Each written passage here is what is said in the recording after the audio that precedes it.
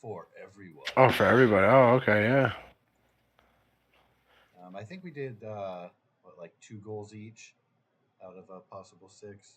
That's So correct. we can do a couple this time, as previously discussed. Get you full sheet. That being said, I believe a couple of you got inspiration for a couple of those. Yes. Maybe Arno and Kelp. I'm not 100% on that. Yes, sir.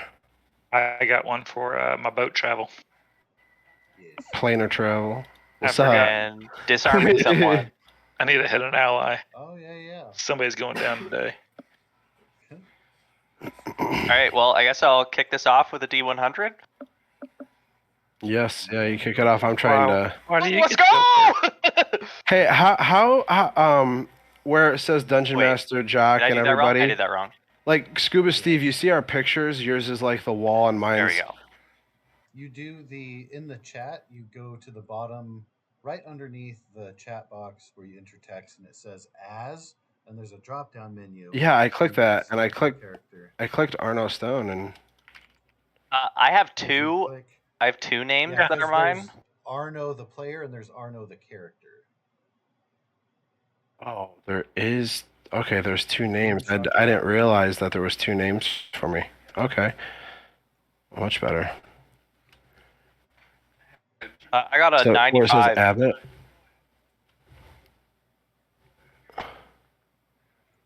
I gotta change my voice options. Sorry. Oh, you're all good. Yeah, okay. All right. Everybody. And on the Roll20 page, I also made like a splash page. So I like that. Have your note, character info. Yeah. That'll change session to session.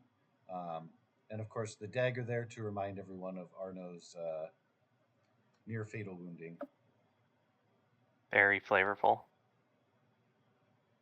And so, with the warm up questions, again, if anybody has the answer already or wants to make the answer themselves, they're welcome to add it to their character. Just make sure that you keep note of the dice roll so that you don't get repeats on there as we're going through. And a 95 question is your character more of an introvert or an extrovert? I would say they are an extroverted introvert. Kind of like You had to make it complicated, didn't you? they're naturally introverted, but they can be extroverted if required. They gotta step up. Yep.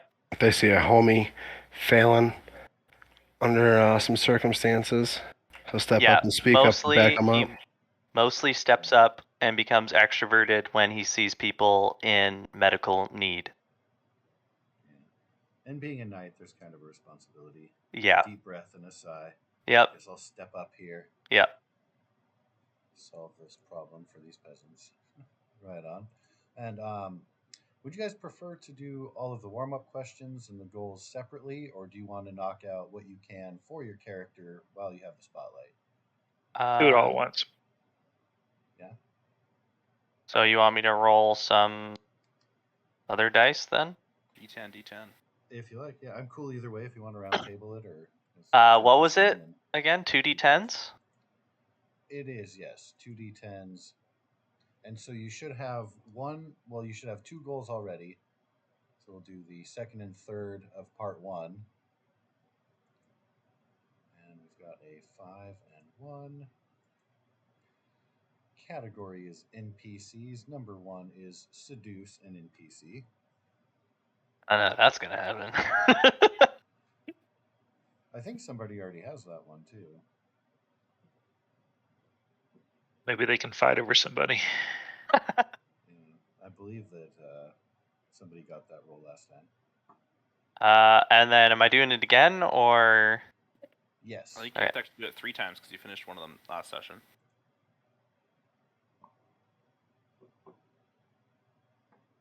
You'd want to have essentially a total of 6 available goals. At all times, or just? And then we would only in the future roll to replace them should you complete one in the last session. Yeah. Gotcha. So currently I have a total of 4 and I've completed 1. So. All right, groovy. So yeah, we'll get you up to 6 here. That is a 3 and an 8. Yo, Dooney, you're next. Me? We've got For your goals, you're next, homie. Fresh blood. damage is the speaking of fresh blood. And oh, too bad Arno didn't get this one. Drop to 0 hit points, but finish on positive hit points. But finish the combat. Yes. I don't think. So since I you're think. in combat, you'd be knocked down to 0 and then stabilized before combat's over. Yeah, that. So I would not have completed that. It was close. It would have been close, but that only matters in like horseshoes and And grenades. grenade. Yeah.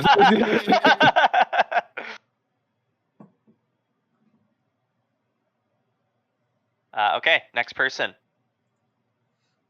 So how many goals do you have now? I currently have 4, but everyone else will also only have 4 when we're done. Okay. Next session we'll get up to 6 maybe. Yes. Cool. All right. So being up to 4, let's go ahead with next person up. And Dooney was volunteered. You're certainly welcome to dive in there with the dice roll if you like. Of course, your character will be introduced here soon once we get into the session.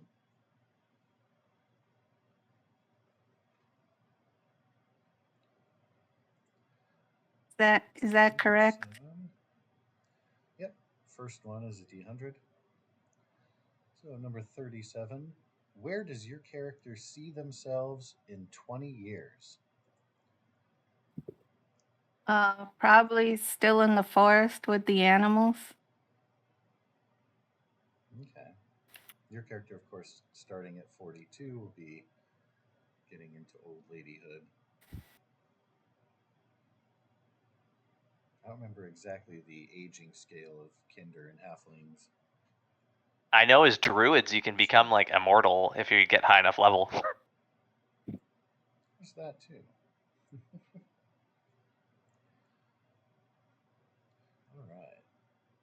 You're welcome to add in the extra background info wherever on your sheet or in your notes or something. I don't think I transcribed what you sent me into your character sheet on Roll20. I can certainly do that anytime.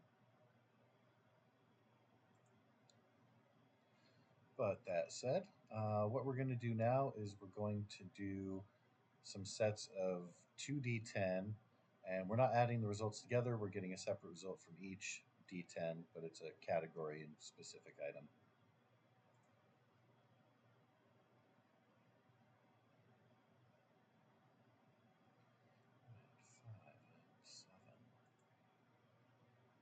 Category is NPCs, and number 7 is discover the true goal of an NPC. Okay. And wherever you note these goals, keep track of being able to complete them. When a goal is completed, you get inspiration, which when you use lets you reroll. So, good times. All right. When you are 8 and 3. Category is skills. Number 3 is tend to a wounded creature as best you can. Oh, How fitting. I do that every day. And then 2 more? Yes. This will be from part 2, a separate page that's more worldly, usually. 9 and 2.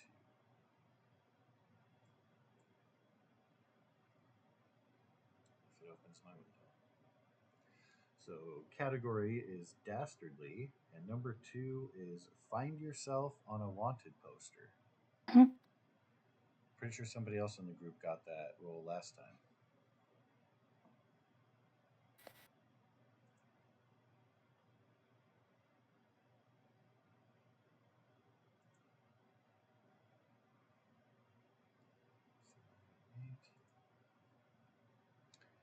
Categories appearance. Number 8 is sign a document.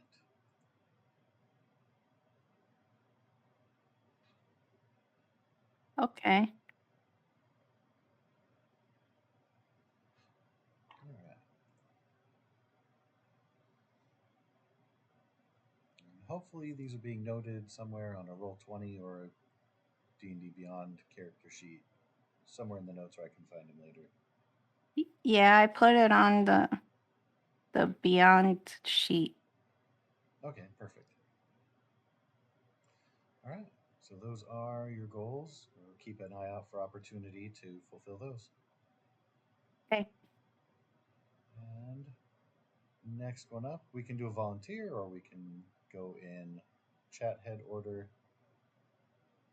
If anybody's itching to roll a dice, they're certainly welcome to dive in there. You can just go in order. Who's next? Oh, it's me. I'll go. Yeah. That's what I was just looking for too. All right. So D100. Please, yes. 44. Excellent. And this is for background. What are your character's hobbies and interests outside of their class?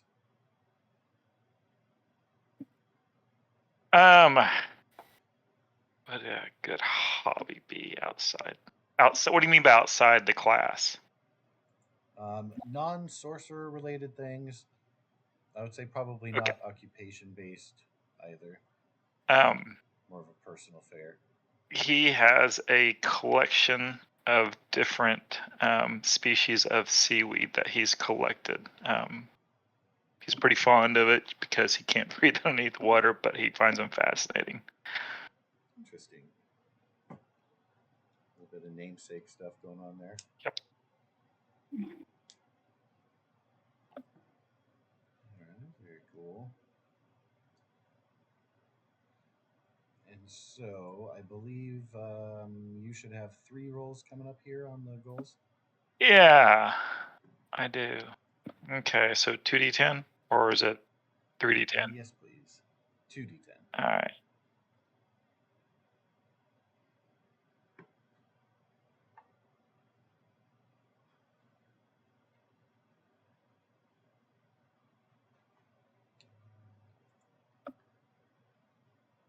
Four and 3.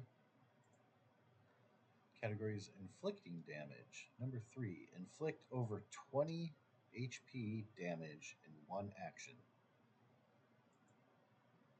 Okay. All right. Fireball. I have to wait on that one. You can push someone off a cliff. Maybe. Hey, if you pick me up before combat ends, you can kick me off. And then I'll drop to 0. We got a plan. Yeah. Have a healer ready.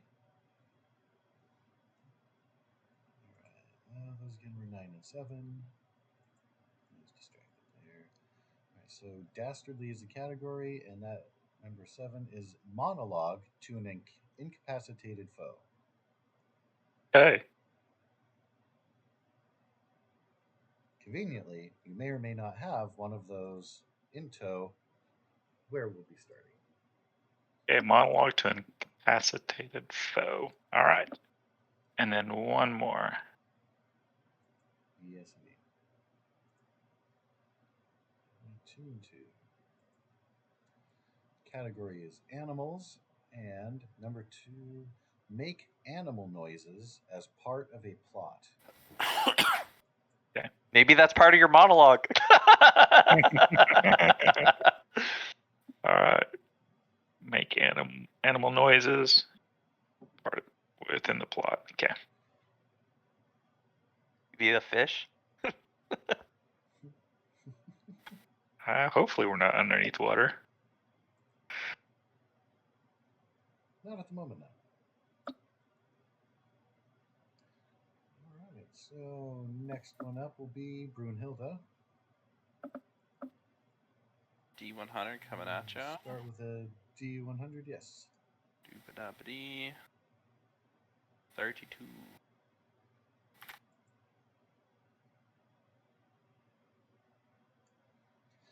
What advice would your character give to a younger version of themselves?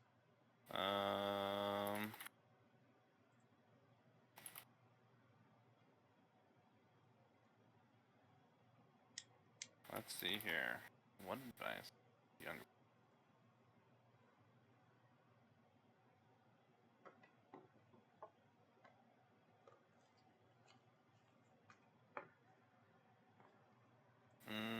Oh, I know. To fully accept the starting beard that comes in during puberty, because it turns out wonderful. Oh, did she struggle with that at first? Yeah, all the human girls would make fun of her for her beard. Oh. You know. Mean girls that they are. Yeah. So accept She's your beard already a and lean dwarf into and your you can dwarven make heritage. So you gotta do. Awesome. And then 2d10. Yes. Bop. 1 8. 1 and 8. So category is combat. Number 8.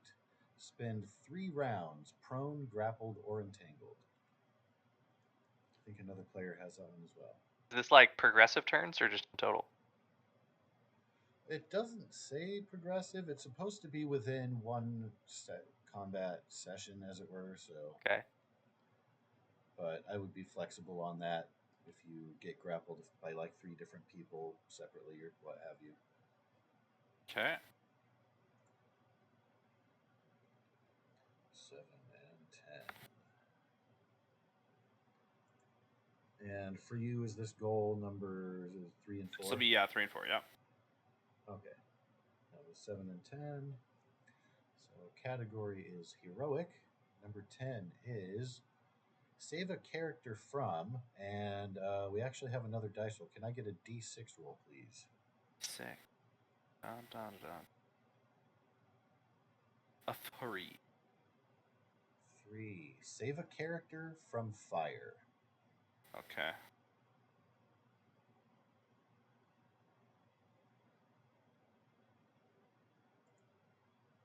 Be armed with a bucket at all times. You have your cooking pot, so you should There be we good. go. Just splash it on everybody whenever they're here. And if you have stew like already ready in there, you're ready to go. Just chuck some old stew at them and. Perfect. I'm good. I think. 1, 2, yes. All right. Muy excelente.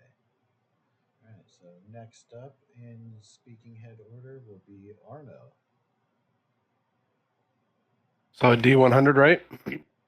Yes, please. 25. All right. If your character could go back in time and change one thing about their life, what would it be?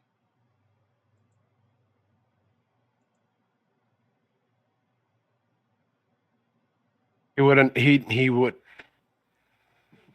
Sometimes he regrets leaving Alora when he was younger, and like going off and adventure, like trying to make his way from a young kid. Right.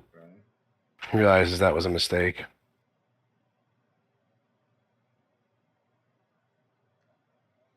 Okay.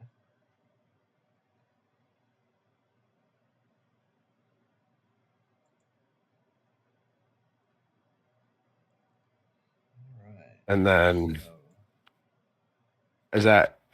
is that sufficient enough? Sorry. oh yeah, no, totally. Yeah.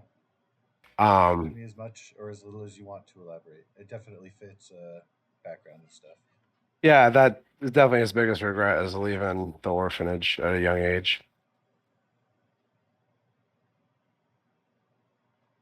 2d10? Yes. And I think you also have 3 rolls coming up here. So I roll 3 times? Yes. Separate for, individual rolls. So that was 7 and 4.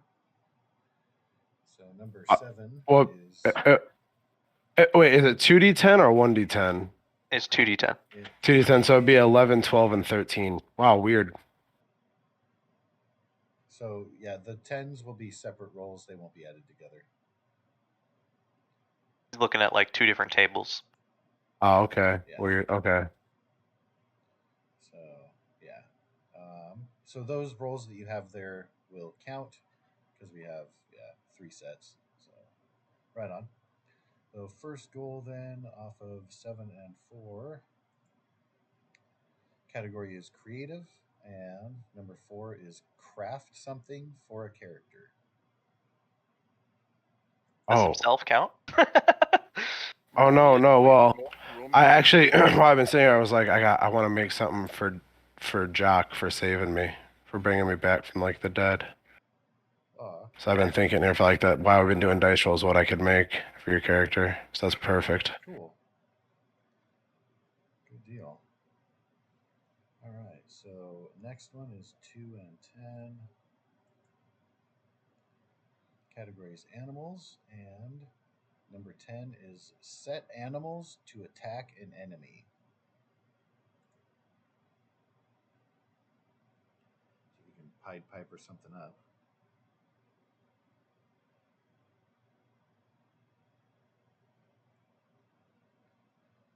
Hey, if you get Brunhilde to attack an enemy, that counts. All right.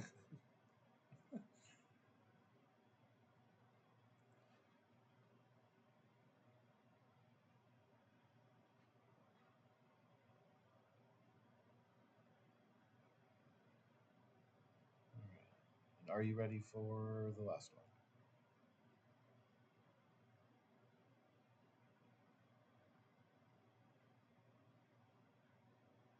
Check. 1, 2. Arno, can you hear me? Sorry, what was that? Are you ready for the last goal? Yes, sir. All right. Oh, you already have rolled the dice. So it's 8 and 5. Category is self-preservation. Number 5 is make a successful save to avoid trap damage. Okay.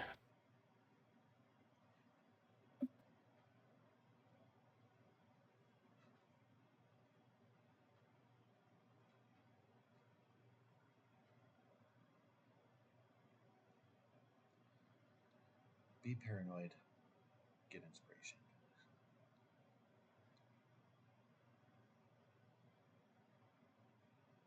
All right. So next up on the list is Abbott.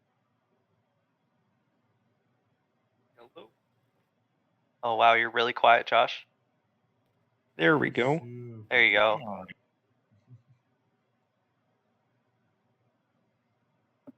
quiet. To right. Start with a D100 roll.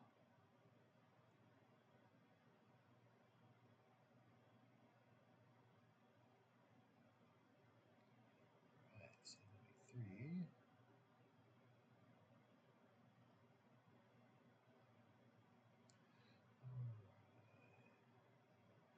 The player character to your left and the player character to your right are both telling your character 2 versions of the truth.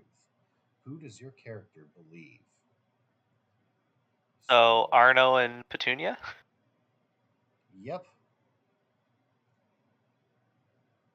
So the halfling and the half orc both arguing. Are telling you half of a story.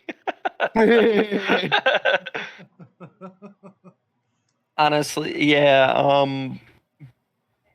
I mean, the party being new and stuff, he hasn't formed many interesting biases yet.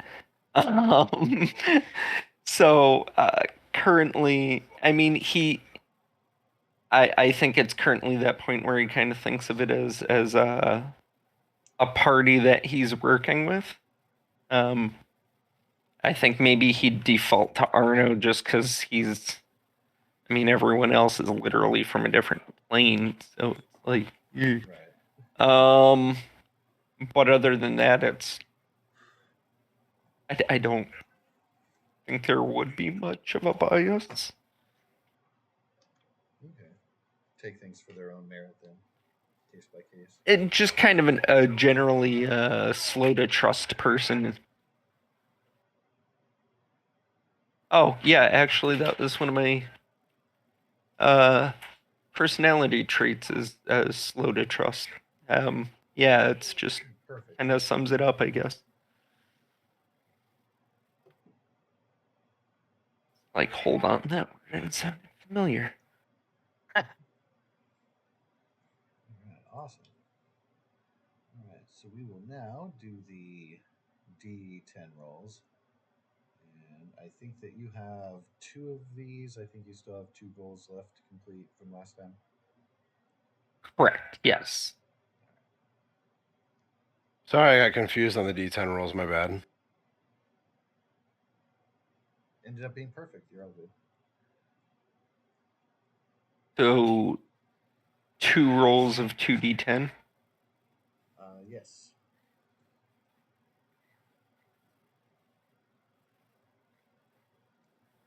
Huh. That's weird. So first one is 8 and 1.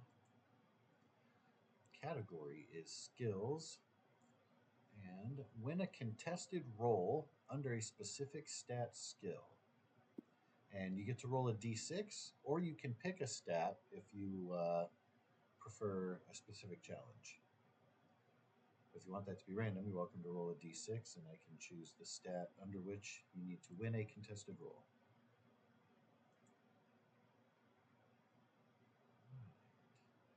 Six it is. Number 2, that'll be dexterity. Tested dexterity checks. You gonna race people? A rogue with 10 dex? That should go well. All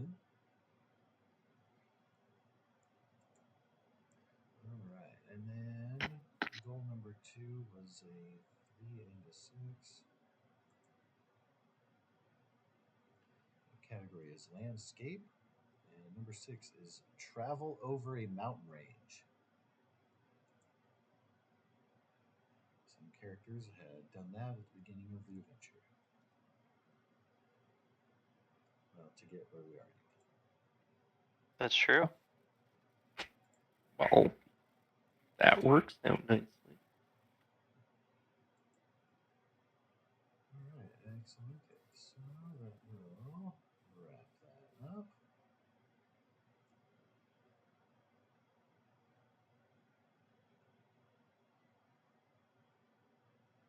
All right, so I do have a quick recap that I typed up. It's also in the handout of the quests and notes. Yo, can you make a in the Discord? Can you, or either in the Discord or in the Roll20? Can you make like a Arno's notepad type of thing? Yes. Do you want it to be more of a public journal? Yeah. He He would leave it out so people could read what he's writing down and like whatnot. He's not. He's super open about everything he does. Actually had a player in one of the other groups make a journal thing. So, do you have a special name that you want for your diary? Just do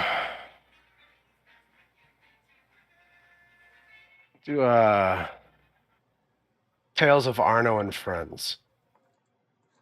And I'm gonna change that later on, but right now that's what he would name it right now. Fair. All right. I've got a channel added for you called Tales of Arno and Friends.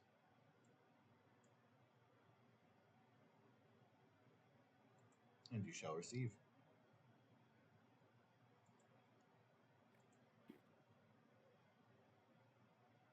All right. So, I do have a recap that is typed up. It's also in the quests and notes handout. I just got it pasted into there. I can certainly read through that real quick, or if anybody wants to get a free inspiration, they're welcome to dive in with a recap from their character's perspective. If anybody wants to take the floor on that.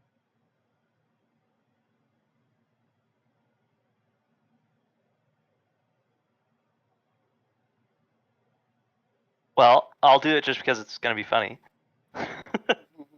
So, Jacques receives a letter from a fellow knight from the Order of the Crown, beckoning him to attend a good friend's funeral in the town of Bogler by the name of Ispin Greenshield. Jacques had tended to Ispin and some of Ispin's adventuring friends' wounds while they were in the area for quite some time. Just, patching them up a lot, but he decided to come to the funeral, maybe to give Jacques some, what would you call it? Okay, I can cast the spell ceremony, so maybe he'll like run the ceremony or something. I don't know. I figured that would be kind of interesting. But either way, he's going to this funeral, and throughout the way, he was, helping individuals throughout each town he went through, healing some sick people, whatnot. Close to the end of his journey, he had some would-be bandits try to rob him, but he decided to figure out what they actually needed and talk to them instead of attacking. So he gave them some food. He found a perfect place to set up camp, and then was continually accosted by a belligerent dwarf who accused him of making terrible food. And then a elf also appeared out of nowhere. And then two strangers from the woods, just seemingly all fell upon his camp and fire. And strangely, all kind of got along because they were going to the same funeral. So he was kind of wondering, like, what are the odds of us all meeting up here together? I mean, the funeral is tomorrow, but 5 people at the funeral staying at my camp. He seemed at first, what's the right word? Offended at the dwarf. But then, once everyone else kind of started hanging around and Brunhilde got to insult other people, he didn't feel so bad. Then in the morning, they were they received a call for help from a young boy named I think it was like Rice. Okay, yeah.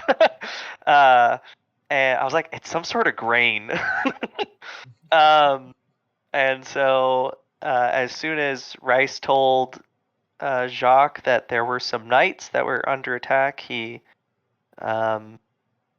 immediately ran to their aid, but when he got there, he found that they were all dead and didn't want to run in there and get himself killed, so he waited for the party. The party dispatched 2 of the these monsters that he'd never seen before, I don't think. I think these are kind of a new thing, so probably has never seen them before. No one has seen these before, really. Yeah. Okay, so yeah, he fought this, like, creature, and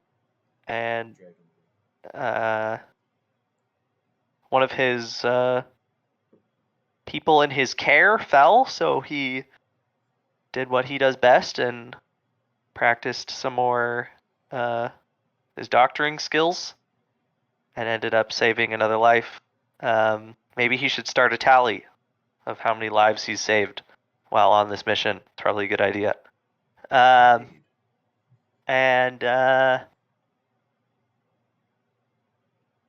I think that's where we left off, is kind of the aftermath of our little skirmish here. The lead Draconian had gotten away with some sort of bag. And we had knocked out one of these draconians to interrogate it, which Jacques was not going to have a part of because he was going to inspect his brethren and maybe start burying them and whatnot. But yeah, that's where we have left off. All right. Absolutely. Definitely worth an inspiration there. Thank you very much. Anybody have anything they want to add from their character's perspective? Can I do one? Well, I do have Petunia's background and kind of arrival set up and ready to go here. Conveniently, you typed up your background in such a way that it fits in with where the party had left off. So you'd essentially be a silent observer. They, being distracted, would not have seen you in your hiding spot in the trees. So you're safe and sound to have watched everything that happened, and you're welcome to kind of jump in and interject as you will. Essentially, as Jacques has just laid out, a group of dragon-like creatures had set upon this caravan or this wagon here and decimated the knights who were guarding it. They came in hoping to save them, but at least drove them off, took out the threat, and have one of the creatures knocked out and taken hostage. The knight appears to be tending to the bodies of the other fallen knights. You can tell they're all wearing similar garb. And the rest of the party is assembled as such. As far as backgrounds here, got them pretty well covered there. So I will switch over to the map of where we're at there. If there's anything that anyone wants to add on the recap before Dooney kind of has the floor and initiative on action, if you will. If anybody really quick wanted to add to the recap, they're certainly welcome to do so real quick.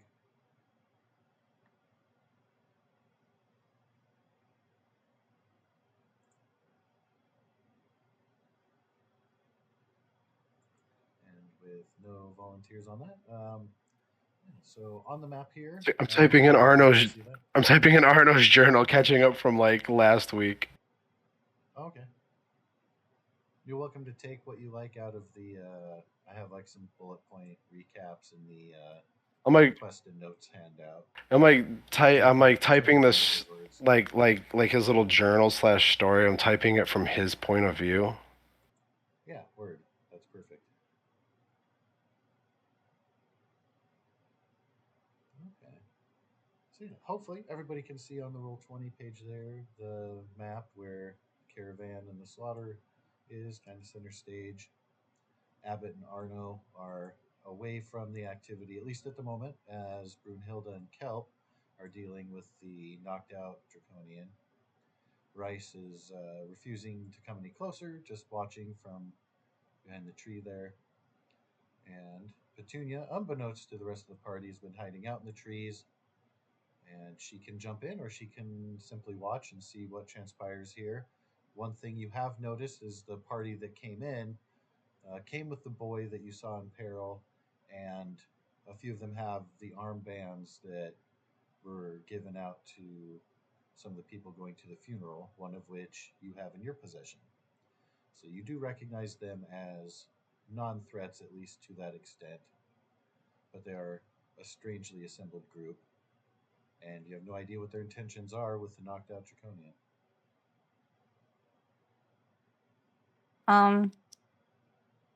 I think she would observe a little longer to see how they deal with the aftermath of a battle.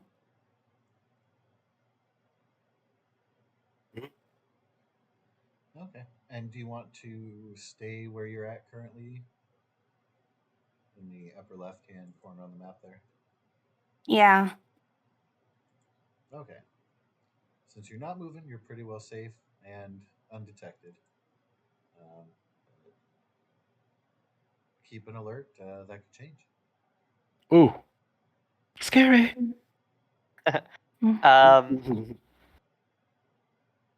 I would like to like not search, but like inspect these bodies, see if I like recognize any of them. I would think it would be cool if the knights had like some sort of like dog tag system, so like I could like see who this person was, what like barracks they're from, like that kind of stuff, so I can bring their word of death to someone. Okay. Let me get, if you please, an investigation check, and let's see what you get there. That being said, I do not mind there being a thing within the Solemnic Knights tied to the rite of passage where they get that kind of similar to a dog tag. And you're welcome to design that if you have a cool way you'd like to describe that. If it's a trinket piece of jewelry, if it's some kind of medallion that's kept in the pocket. Yeah, so I got a 19. A ring or something. 19 is pretty fantastic. And all of I got it even on my character sheet, so I figured they would have it. I got 2 insignias of rank. So Okay. I'm thinking that like those pin my cape to my shoulders. And then on like the flip side of the insignia is like your etched is like your name and I don't know. Like What? probably a house, like a flared, whatever it's called. Yeah. The something coat of armsy. Yeah, the coat of your coat of arms would be on the front. Like mine would have like a rose. These guys's might have like a crown or a sword or something. But yeah. Okay. Well, that's pretty perfect. You do, of course, find one of those each on the bodies. They're currently bloody and dirty and messed up, so you have to clean them off to be able to have them be legible. But you do acquire those. Also, each of the suits of armor, they have really terrible claw marks into them, so they're unusable for armor moving forward, kind of beyond repair. But there are 3 usable longswords, 8 days worth of food and water for one person, Oh. and among their pockets about 40 gold pieces. 40 gold. Wow. Okay. I will. Total within their persons. I did lose some of my rations, so I'll pick up those rations and the gold, and I'll check the cart Certainly. to see if there's a shovel in it real quick, and if there is, I will start digging some holes. Okay. And I'll give that one for free. There are a couple of basic farm implements. So there is a pickaxe and a shovel in there, and a smaller spade that you're able to use. Also, too, within the bodies is just a correspondence that's talking about nearby farmsteads being raided by strange creatures. Kind of corroborates what you've happened upon here. Yeah. But it just kind of backs up what they've been hired to do and why they're kind of on the lookout. And, All right. also, to Rice's story about being hired by them to kind of be a local guide while they protect. This kind of lines up and backs that up. So. Okay. All right. Yeah. Yeah, Jacques will be disposed digging 3 graves for the next, I don't know, 30 minutes or whatever, however long it takes. All right. That will certainly tie him up for a little bit. And with that nearby, Abbott and Arno, you guys, of course, see Jacques going about his rights of taking care of the bodies, being respectful to his fallen fellow knights. You see the Brunhilde and Kelp have taken the knocked out Draconian over to the tree stumps, closer to the boy. And so the 2 of you are welcome to do what you like. If you want to help either party or kind of do your own thing, what are you guys up to?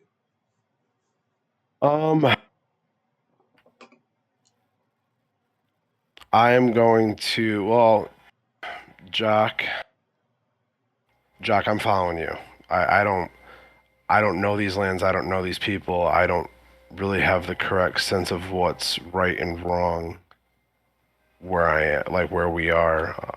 So until I have more information about what's going on in these lands, I'm kind of going to look to you on how I react. Is that only because he healed you, or is it his fancy armor and helmet? Groovy mustache, perhaps? Well, he does have the fancy armor and helmet, but it's also really how Arno feels. Like it's going to a whole another plane of dimension. Like I understand that he looks human, or he is a human, or he represents that, but I still don't know the the diplomatic situations going on or whatnot. Certainly, certainly.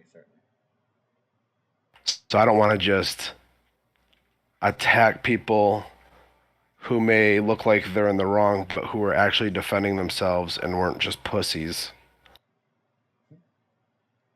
Yeah, right now, Jacques is probably still rummaging through his comrades and, getting ready to start digging graves. So if you walked up to him and asked him, like, what the customs were, he'll just tell you that, as a knight, it's his job to bury his comrades. So that's what he's doing. So if you want to help, he'll hand you a pickaxe or whatever tool is available. And if not, you can watch.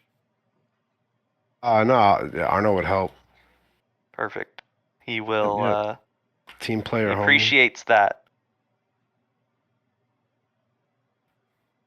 Not fun to do things by yourself when they suck. It's more enjoyable to have someone to do things with together when they suck, because then you can talk about how much it sucks, and then it doesn't suck so bad. Jacques will do the classic French.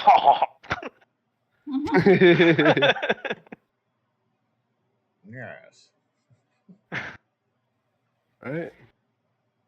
All right. Abbott will start helping out too. He figures Jacques seems like the do what's right kind of guy, and he's been trying that out in this phase of his life. But he's probably not going to be quite as social about it as Arno is.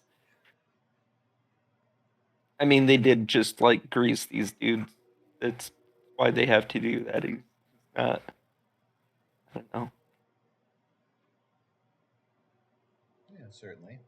And can I get a perception check from Arno and Abbott?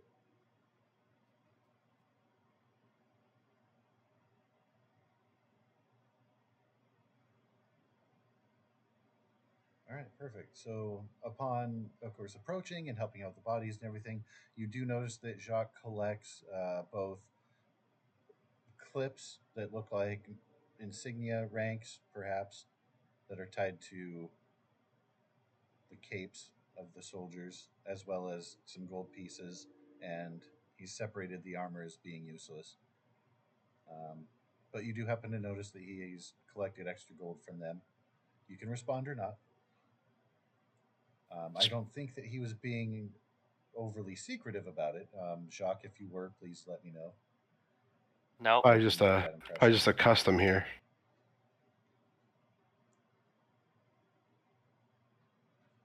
Okay. The rogue especially just kind of notices little things like that. Familiar clinking of gold always rings nicely. Yeah, I mean it's a little comforting to see this. I mean, this is what the after fight deal looks like anywhere you go, I guess.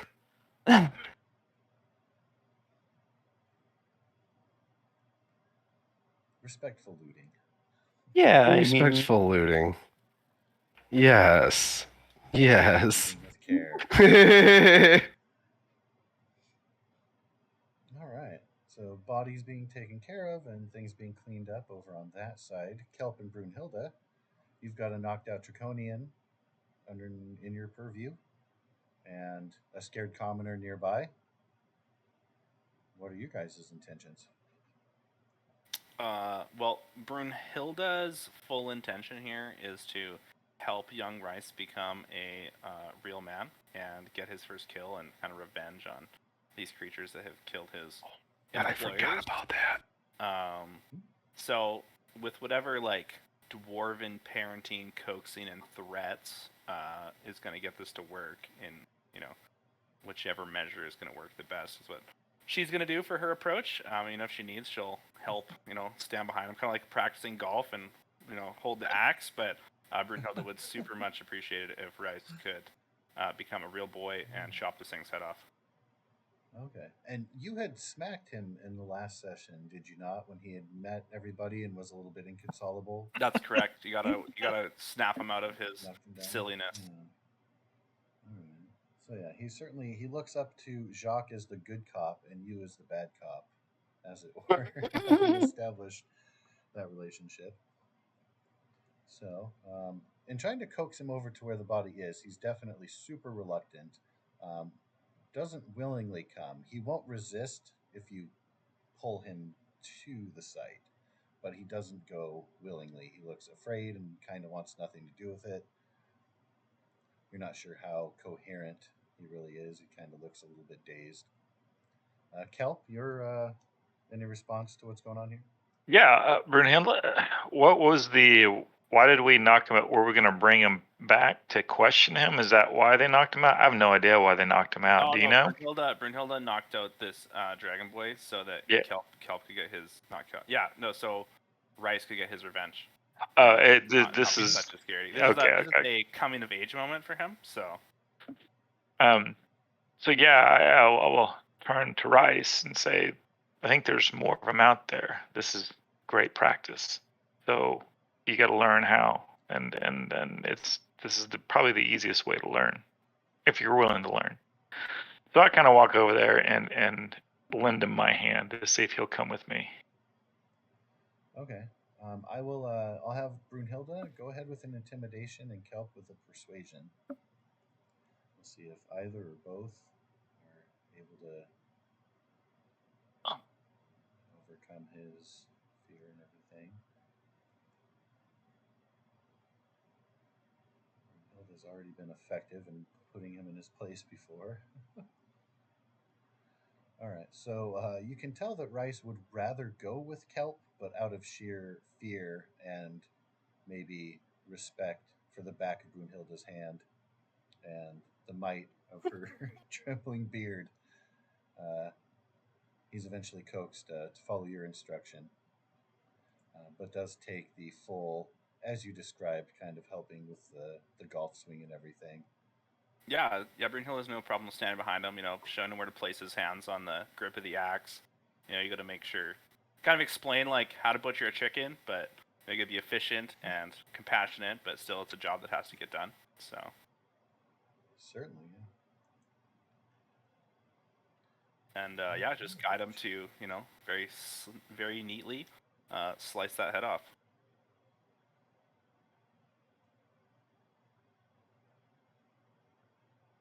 All right. And can I have you go ahead and roll the d20 for him and in the aid of the strike? You're essentially trying not to get a 1. Kelp, how close are you standing by? Are you essentially where you're at there? This is like a to hit with the axe, or? It certainly is. Okay. Well, sure. Again, he's knocked out and prone. You're essentially just trying not to mess it up. All right.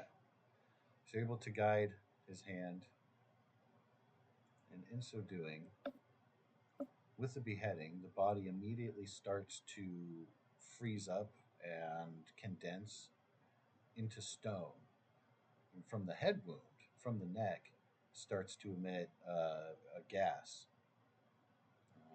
Important to note, everybody within 5 feet must make a Constitution save.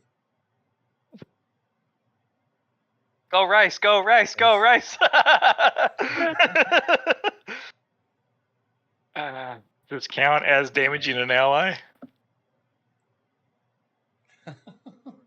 Not exactly. Let's go Rice! All right.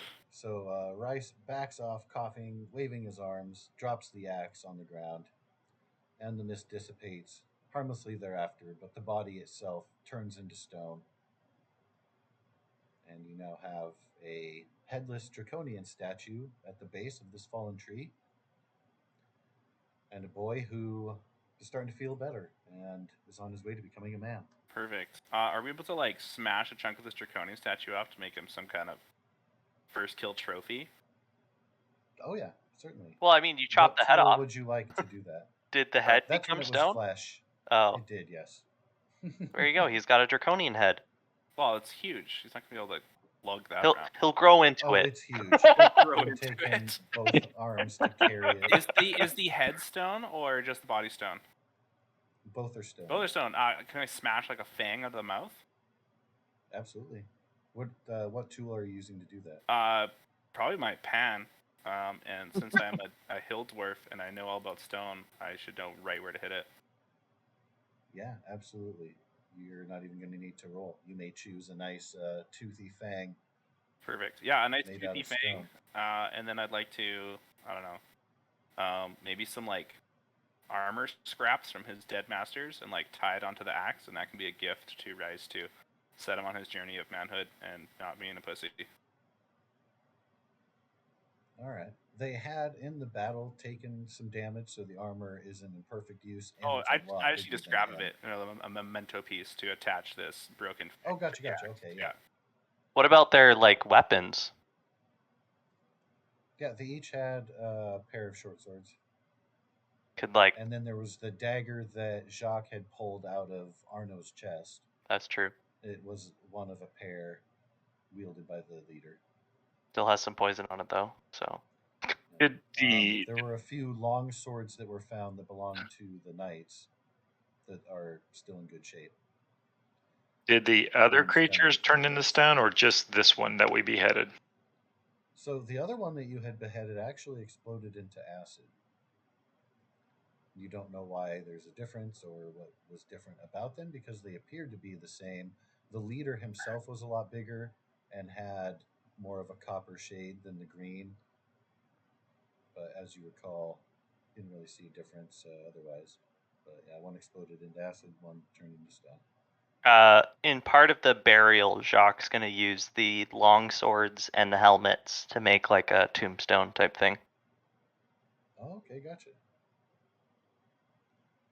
Very nice. Brunhilde would like to give Bryce all 10 of her gold, and the axe and the little battle memento that, I don't know, maybe tied to the axe, and tell him he probably shouldn't go home to his farm, but find like somewhere safe in a village or a town. And, you know, feels like she's really set him up for success in life.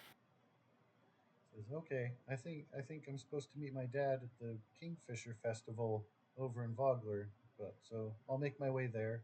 Oh, you can go with that. We're Thank you for all saving we're all us. going there. You can go with us, but you can have this 10 gold. Because I'm assuming your people didn't pay you because they're all dead now. So His eyes widen. He's never seen that much gold in real life before, so he's speechless, jaw dropped. yeah, no, Can't believe it's real, not blinking. yeah, it is 100% real, and it's for you, along with this axe, and you know, just fake it till you make it, man. You'll be fine. He kind of stammers a stunned, "Oh, thank you," and wanders over to sit over by the tree to get away from the body, avoiding eye contact with it, even though it's harmless and dead. That's totally fine. I guess Brunhilde is going to see if Jacques de la Rose needs any help, you know, in putting the dead away and to bed properly. Okay. You notice that they're pretty well wrapping up. They've got graves dug and bodies prepared and extra gear and stuff put aside, all the scraps and everything. Is there Starting to set up gravestone markers with sword and helmet. is there a canvas top over top of this cart? Sure is. Ah, perfect. I'll make some like body bags for the knights out of the canvas top here. Okay. It is appreciated. Right now, they're nicely prepared and kind of cleaned up as best they can be, but And then not quite right. kind of once everything is done, or maybe how long does it take? Takes an hour? Oh, but I don't have the powder for it. That's unfortunate. Okay, I was gonna cast ceremony, but I don't have the powdered silver, so I can't. Is there any reason why your character wouldn't have brought that with him? That is fair if I was intending to do the ceremony for For Isbin, yes. for Isbin. So yeah, I could use the powder for Isbin and then buy more powder in Vogler, maybe. You can hope. Yeah. It's the best you know is that it's a small fishing village. And if I'm not, guessing a cook could someone tell you might more have if you'd like. silver there. And I can make my own powdered silver, maybe. Anyways, I will do what's right and use the powdered silver I brought to officially have a ceremony for these guys, or Okay. girls. Well, in so doing, that will bring over the commoner boy to kind of help pay his respects. You have a nice little spot over here on the river Perfect. that's good for laying them out, which happens to be closer to where Petunia is standing. So you know that as this is going on, uh, you could be revealed.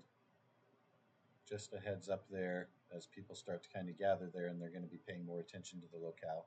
Can I turn into a rat? You absolutely may. That only takes one action in non-combat. Ooh, Graves being marked out. Man, weren't we low on meat for breakfast? I'm just bugging you. Gross, but yes. All right, so Petunia, you are now a rat. Are you still in the tree? Are you planning on scurrying down? Brunhilde, savage. Maybe like just scoot behind the trunk of the tree, so less likely to be seen, but still able to see them. All right, and is that going to be where the ceremony is taking place? I think Like so. across Yeah. the stream there. Okay, that'll be kind of underneath there then.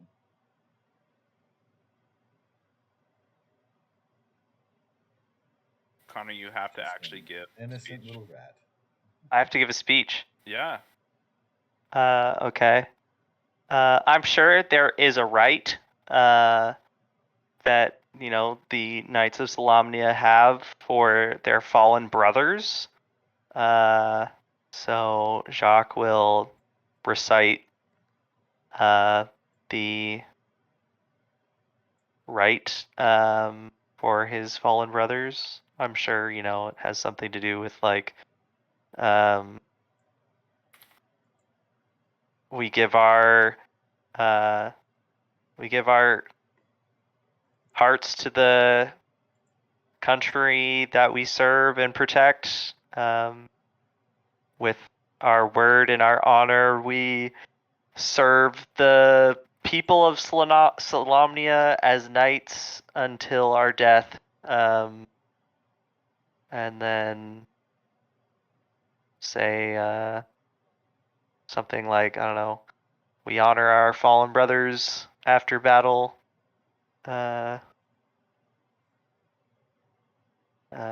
With a warrior's death. And then, I don't know, he'll do some like hand gesture and that'll be it.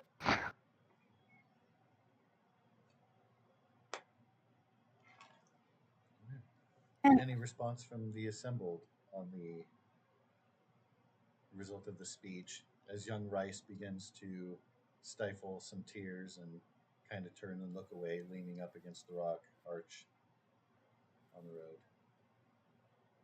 Me myself, I don't know Ispin, but I heard he was an honorable man and his death was far too soon. And I only can hope that there's someone who feels they can who feels they can fill his shoes and step into his shadow.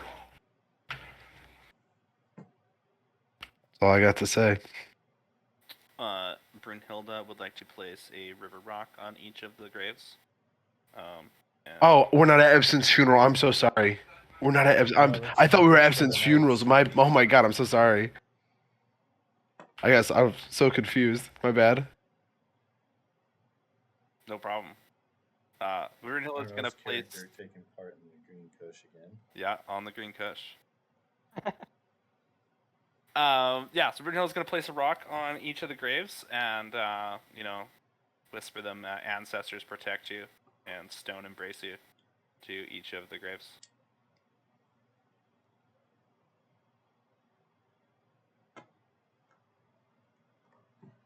Can I say that watching them do this ceremony, they've gained favor with me. Absolutely. If this has touched you, you're certainly welcome to respond as you like. Yeah. And I respect Jacques more for being the initiator of this whole ceremony.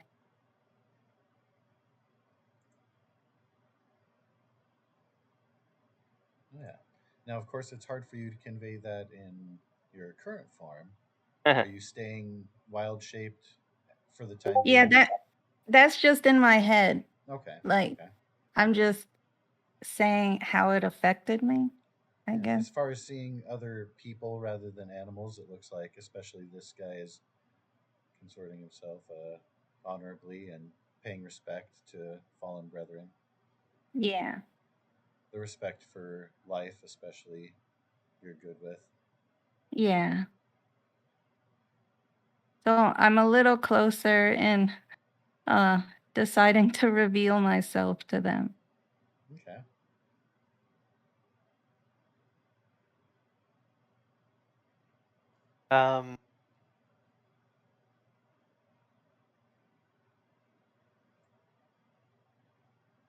Well, Chalk will, I guess, look around and nod at everyone and thank them for, paying their respects to some Knights of Solamnia, even though they're not the most popular group of knights for their history. He appreciates everyone respecting their sacrifice in protecting rice here, and knights all over Solamnia do this kind of stuff every day, and don't always get appreciated for it. But the mention of He his just name, wants to. Rice begins to cry deeper. So Jock just wants to, thank everyone for not being disrespectful.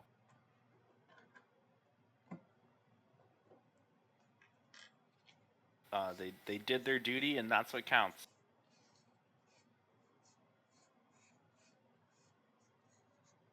Petunia also likes that Jacques was really resourceful with the materials that were around, and he didn't really waste anything.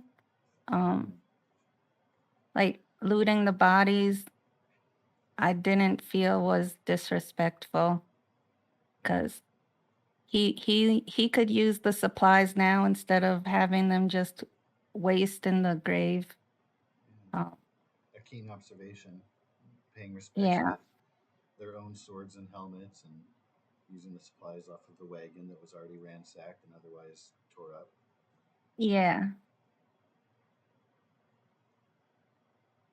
Waste not, want not. Yeah. Probably all things that Jacques has done before. I'm sure he's buried fallen comrades before, and it's a typical thing when you're out in the middle of nowhere, essentially, to just bury the dead where they died and give the standard longsword and helmet. And if there's any broken wreckage around that would help make the burial nicer, then yeah, use it. The level of horror on the scene you certainly would be new to. Perhaps not a fallen brethren, but this is a pretty savage attack by pretty hideous monsters, as far as your Yeah. experience goes. Yeah. Well, I The mean, they whispered were rumors may part be true eaten. here and there. Yeah. Yeah. I think, now that the ceremony and everything's over, Jacques, I don't know, he's the type of guy that wants to make the place better than he left it, so he'll ask everyone if they can help him push this cart to the side of the road because he's sure someone's gonna pass through here and need to get around and I don't know, maybe attempt to move this tree. We don't have to if we can't, but at least try to move the tree out of the road. It's probably a huge tree, but You guys, you think you could take it with everyone's help? It wouldn't take long to clear this road off for passage. yeah, and that's kind of the last thing he kind of wants to get done before he heads off to Vogler.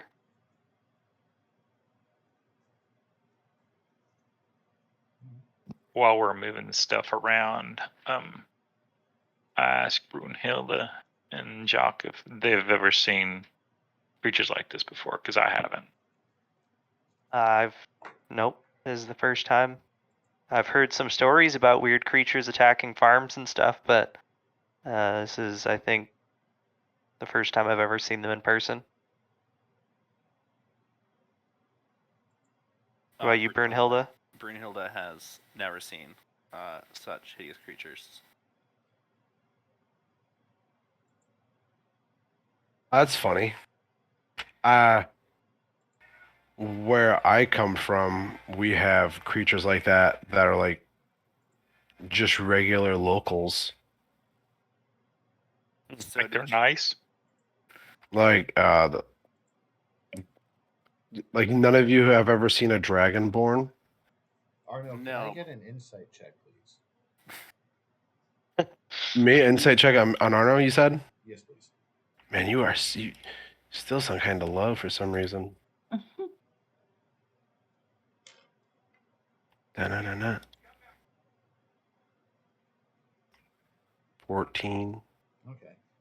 One major difference, besides these things kind of being more savage, is that these had wings, where Dragonborn, where you're from, do not have wings. That being said, otherwise it's natural for you to make that comparison. I just wanted to throw that detail out there for you. Okay. Brunhilde would like to know how Arnold got here, since he says he's not from here.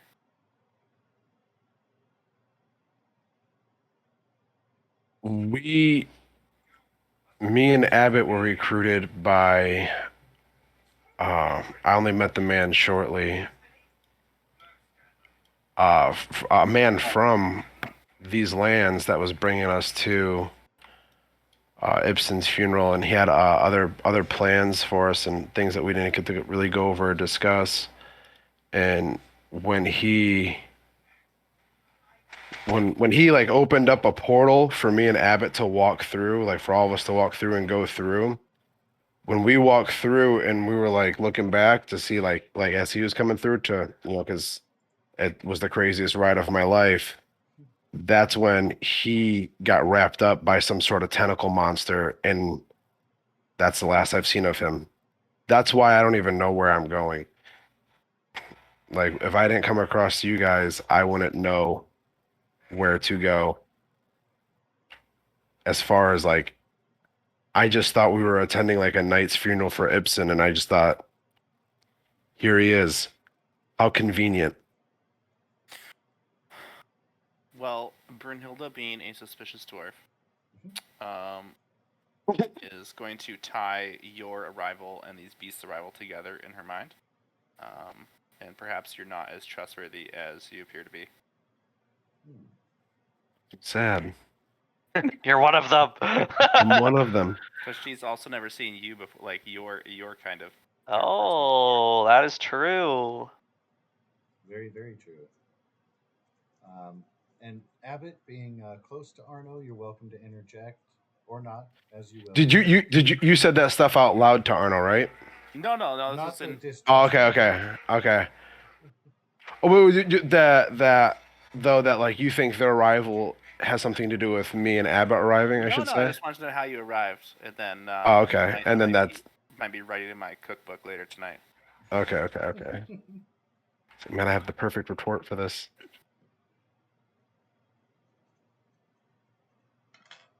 I'm interested in this cookbook. Full of all them secret recipes.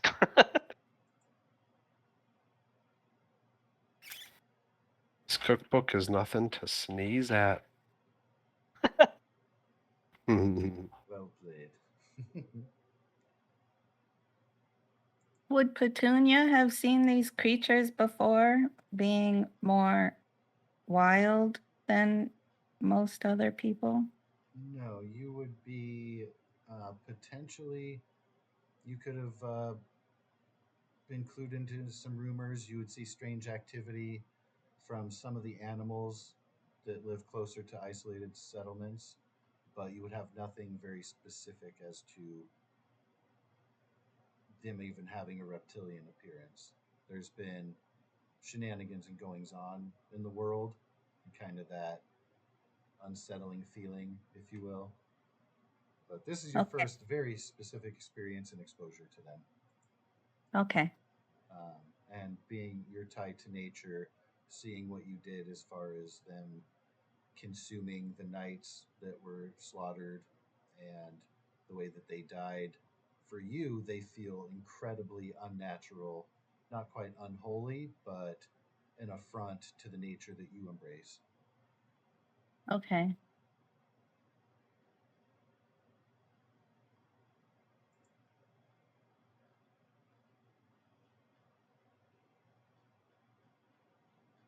But if we're good with moving trees and whatnot, Brunhilde is also good to continue on to a funeral. She abhors being late. I agree. Move on.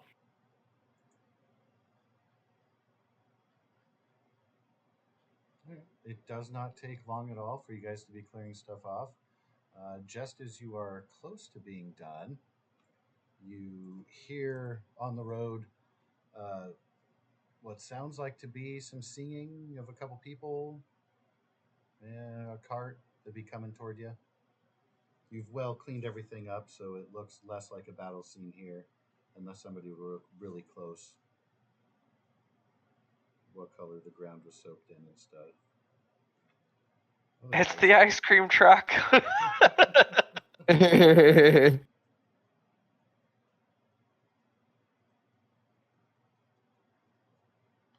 Yeah, I guess we'll maybe see if they can give us a ride. That'd be cool. Sure. If they're headed to Vogler, anyways. I got a detour, and I think we already grabbed bags. I think that's what happened.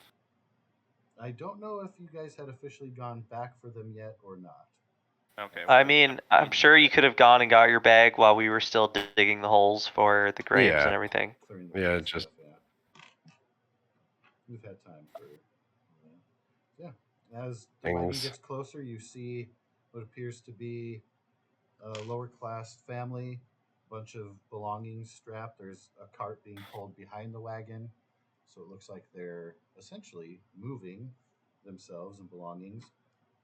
And there's an old man, a much older woman, and a younger boy and girl. I mean, they're latest of teens to young adult, early 20s age. And the two younger ones are kind of singing along to a song that they know and going back and forth on the riffs. Like they're very familiar with it. Okay. Is it a song that we would know, or is it a personal song to them? That would be, I'll take just, suppose, intelligence or insight check. If somebody has a geography styled skill or lore, or it wouldn't be religious necessarily. but regional. History? For Arno and Abbott, this song doesn't sound familiar in tone, lyrics, or anything. It's a very unfamiliar, you feel bumpkin-y kind of styled music, old style and old country. Well, I worked in it in, so I've heard a lot of songs. Hey, there you go. Oh wow! So Brunhilde, you know that song from being in the region nearby to you, a little bit north and west of you, but it's a folk song known by just the basic kind of farmers out there that survive by farming and trapping and are generally kind of, it's very, very backwoods, uneducated, kind of isolated, small town, maybe less forks and family trees, if you will. That's fair. Can I terribly sing back the next line to them? Absolutely. Take me home. Now you're Country welcome to do road. a performance check, or you can purposefully make it lighthearted and off key or something if you like. But if you want to try to impress them and make a good impression, you'd want to. No, it's more of a hey, there's friendly people on the road, and we hear you, so they're not like surprised by what is this? 1, 2, 3, 4, 6 armed people with a bunch of blood all over the road. You know. Right. That's... All right. Go ahead and. Well, we do still have a body persuasion of check that. with that. We still have a body I'll of give you advantage on it since you are going with the song that they happen to be playing, and you got a fantastic history check there. I'm just missing which check you're looking for. Just persuasion. Oh, persuasion. 2 rolls coming out. Oh, there you go. There's a 20 and a -1, 18. 18. All right. So as they're pulling up and they're coming up to the climax and the ending of the song, there you belt out the finishing line, and they were about to hit it, and they both look at you in surprise, and the older man who's got the reins of the horses in the cart kind of comes out of reverie, looks like he was kind of daydreaming off, and he stops the wagon, and it shakes, and you can see the old lady is sitting in a house chair that's been strapped to the wagon for her to sit in instead of it being packed along with belongings. Like she refuses to sit in anything else. So quite a scene there. And you can see, again, tons of belongings haphazardly packed, not very well arranged, kind of sticking out here and there. Pretty worn out. Well, you can see from your vantage point. And the young lady says, "Well, howdy there." Howdy. And of course, they're directing to Brunhilde, who's joined in their song.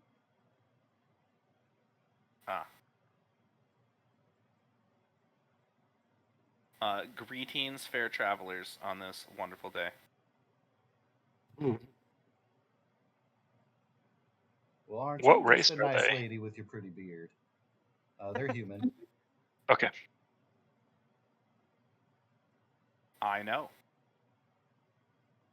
She kind of Where are nudges. y'all headed? She nudges the guy next to her, also the younger man, says, "What you think?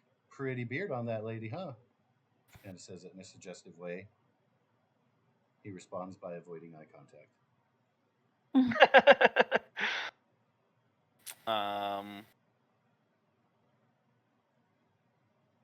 don't know. What would be a nice thing to say? Where are you all headed on this blessed day? Well, we're headed off to Calaman by way of Vogler and the ferry. We hear there's a festival in town if we can make it in time, but we don't know. We ain't been in these parts before.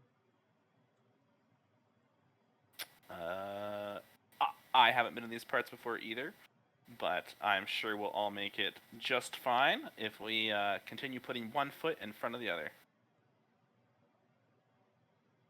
We also headed to Vogler for the festival. Yeah. What festival are you talking about? The Kingfisher Festival. Ah. Which, of course, is in your letter. Kelp would be potentially familiar with it more intimately, just having being living in Calaman and Vogler being across the way there. It depends on how long you've been there and how much you get out of town. I Well, mean, it might be like going to the county fair, right? Just everyone goes. right. Yeah. Well, we'd be more than happy to go along with you. We have there's seems to be some strange creatures roaming around here, so the more the merrier, I think. So, how about you just tag along with us? Both of the younger ones kind of look to the older man, who scoffs and says, "There's probably room in the cart back there." Ah, Which Well, the thank you old very lady much. in the chair shuffles and starts to snore. I I will. appreciate the ride. Yeah, I'll give them, I don't know, like 3 gold or something for the lift. The younger lady says, "Oh, we ain't have a need for that. Don't you worry." Oh. Are you sure? Yeah, you can roll an insight check. Insight. 11. Okay. You find it strange for like these commoners to resist an offer of free gold, especially 3 of them. But she didn't even scoff. She's kind of like, "Gold, whatever." You're just kind of like, "Wow, Interesting. really? That's..." Because you look at the stuff that they have now that you're closer to the wagon, the belongings that are in there, they're clearly moving, and none of their stuff looks higher end or anything. So you would have expected that to be quite a huge tip for them. Yeah. That's what you kind of glean from that. Just kind of like, "Yeah, we don't need that. We're good. Go ahead." Okay, maybe when we get there, I'll offer again. Where y'all coming from? Oh, well, we was living down south and had a farm, but then Daddy here was hunting a squirrel, found himself a patch of gold underneath the ground. That's why we ain't got reason to worry about payment or nothing. Oh, Well, I be damned, quite a find. yeah. Yeah, so we sold the property and heading to the big city. There you go. That is awesome. Just like the farmers striking oil. It's the same thing, Yeah. pretty much. The You may Beverly have an Hillbillies. insight for Yeah. guessing these are in fact the Beverly Hillbillies. Good job. Yes. Aha! Nice. Love the reference. Well, let's get on our merry way. The festival's not going to wait for us. That's right. It sure ain't. Let's get on the road then. Is there anybody who is not getting into the cart? Rice was the first one to jump Hilda. in. He's eager to get the hell out of here. Brunhilde will walk. Okay. Your little dwarf leg's gonna be long enough to keep up? Well, we'll see. And Jacques, I'll are you hop on in in. possession of a horse already? I am not in possession of a horse. Okay. I would not be against anything if you would have wanted to start with a mount. I'm sure that the knights would have given you one for your travels if you even barely asked nicely. He's a donkey. He has to Putting ride on a that mule. out there. Donkey. Not a donkey. Sorry. Mule. He's a healer. He's a healer. He's a doctor. He has to ride on a mule. Oh, I see. Uh-huh. No, I figured it's kind of like a rental car, you know, you could just pick up a horse at any like night stable. So he's thinking he'll be able to get a horse like in the next town or something. Okay. Excellent. And Petunia, you've observed, of course, all of this transpire, still in your rat form, unless you've decided to change. Are you still staying secreted? Do I have to turn back to my original form in between animal forms? No, I think you can change from one to another. Yeah. Especially It just out uses of the combat. charge. Yeah. So it would be your Uh. second one for the day, which would be all of them in between a rest. You only need a short one to get those back. Yeah, out of combat you can switch between as you like. They're all supposed to have a limit of, I think, an hour because of your level. That too is flexible because you can just go switch in between. So How long will it take to get to the town? you may roll a survival check. We'll see how well you know these lands and the nearby everything. I did find a potential city for you that would be further south. That's a fair roll there. You anticipate that everybody should be getting to town fairly close to midday at this point. The way they're traveling with at least one person on foot and the cart and the wagon pretty full of belongings. You're not making a fast pace, or they wouldn't be. As it Well, now that there's new people involved, I would probably stay hidden.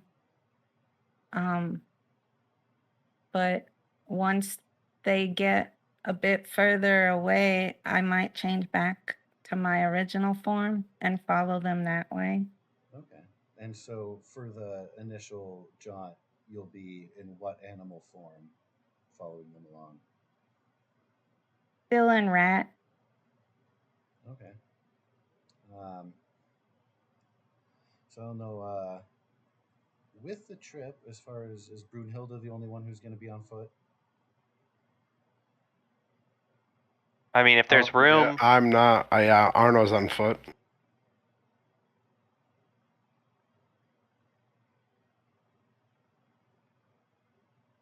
Okay. And are you guys taking up positions like front and back, or on the sides, or walking together?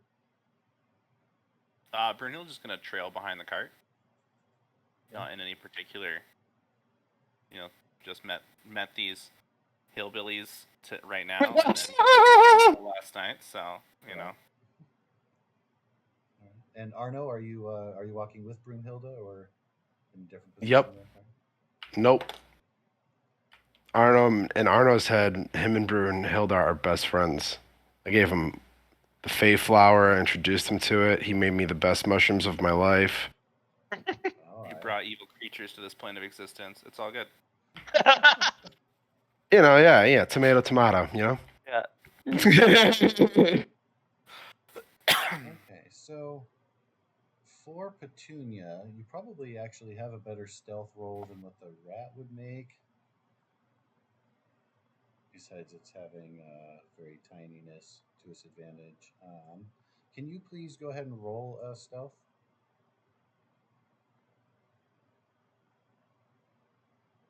And then that's going to be right. So yeah, from Arno and Brunhilde, can I please get perception checks? You're not necessarily looking for anything, but along the way. Yo, Wow. Arno's not looking for danger, so if there is any, he's ignoring that. But I will make my perception check for maybe spotting like a rare berries or some sort of fruit or just some sort of rations for along the way. Is that okay? Absolutely. We did pick up 8 rations from the cart. Yeah, but we could always use more. I eat You're a lot. Stuff, my man. Yep. You're just. The only thing that you perceive is that the bearded lady who made the nice mushrooms does have traveling provisions. You figure she might have better snacks than the rest of the party, being a good cook and all. But besides that, you don't find Just anything outside snacks. of that. Brunhilde, You notice as you travel, there's kind of, it seems like maybe there's an animal that's interested in you guys. Nothing threatening, but something might have taken interest. You've seen kind of a flicker in the woods a couple times, but that's the only eventful thing that transpires on your way toward the village.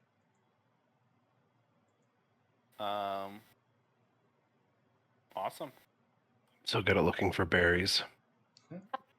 Doing just great. I am so good.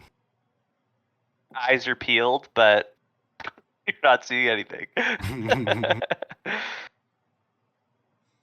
right. So before getting to town, Kelp again would be the most familiar potentially. So what would be their familiarity with the village of Ogler? What would you probably know in advance? I mean, if you've spent a lot of time there, it's a pretty simple village, so you might know even all there is to know, really.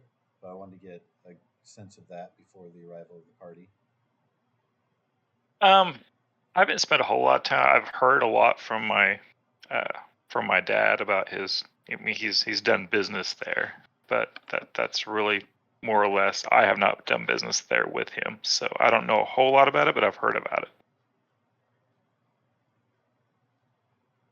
Okay, so you would definitely know then that it's a fishing village.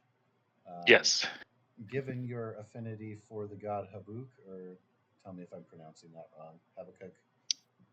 I would have no idea, but yes, yeah, I know. Yeah, I know it's a fishing village. Yeah, absolutely. They do have, supposedly at the docks, they have a charm to that god, who I believe your character mentioned as the one that they would be affiliated with. Yes. Symbol of the phoenix, blue phoenix, Yep. etc. Correct. Blue Phoenix. Yep. Yep. That's it. Okay, very good. So I am excited to actually spend some time there Okay. Well, and Mua, hopefully meet up my parents there. do you think that they would be going there for sure?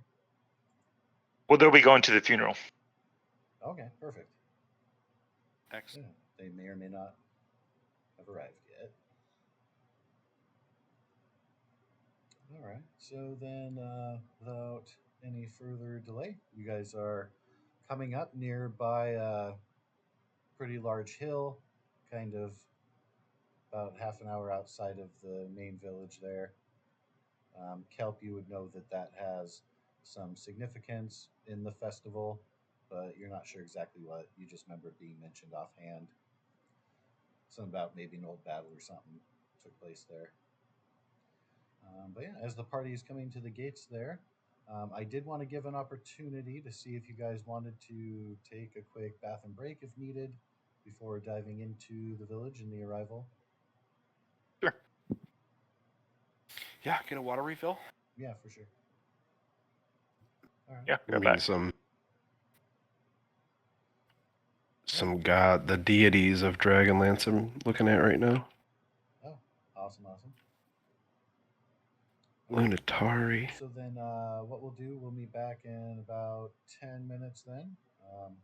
If everybody's back sooner, we can certainly jump in. But yeah, roughly 10 minutes there. We will reconvene and continue the journey. Sounds good to me, sir.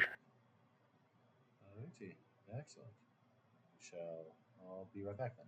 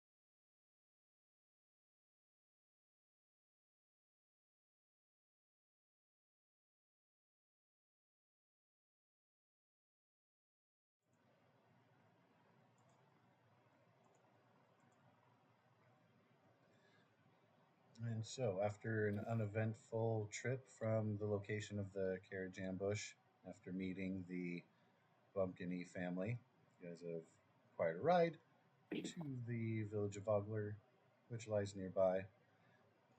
And as predicted, you arrive just as the sun is starting to crest up on the noon position in the center sky. At the edge of the Salamnik province of Hinterland lies the quiet fishing village of Vogler. Home to humans, Kender, and hill dwarves, Vogler is the last stop on the road to nowhere. To the village's north, scattered woods and shady brooks give way to the deadly badlands known as the Northern Wastes. Across the Vingard River to the south stretches a land of grim legends and opportunity. The province of Nightland, whose nearby port of Kalaman welcomes traders from long forgotten lands. Vogler's people know little of the evil afoot in the world.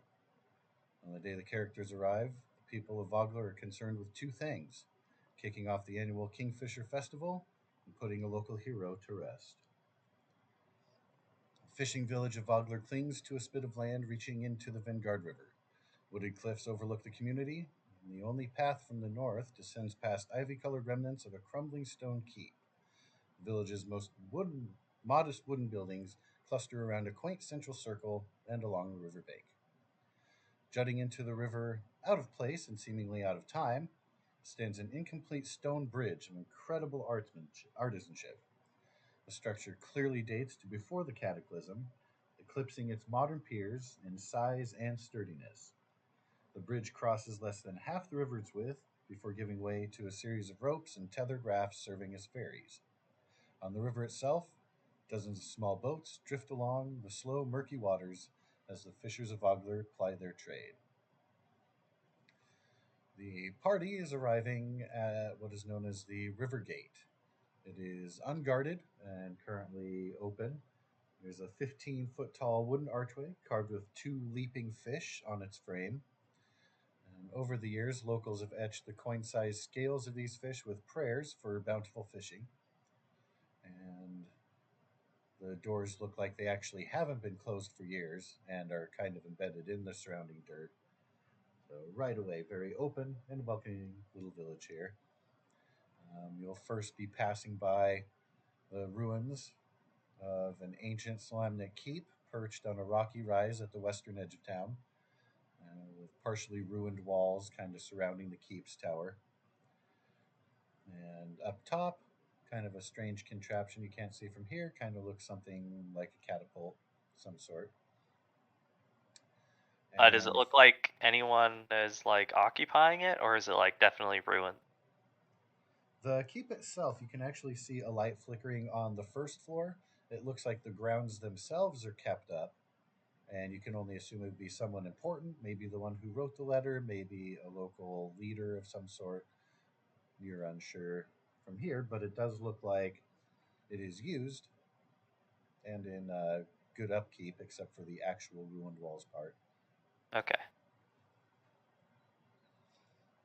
So from here, again, hitting about high noon, you know that the village is going to be preparing for the festival that's happening tomorrow and the funeral that's happening tonight for your departed friend.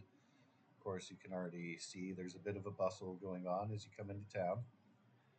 And you know that the family that you're with intends to go down to the docks on the southern part of the village because they need to secure passage to Callanan. The rest of you, you know that you were supposed to be meeting up at the Brass Crab, but there's a whole village here. You're certainly not pressed to do that. You have arrived, and the village of Vogler lies before you. Awesome. I guess I'll dismount the cart and thank the family for the ride.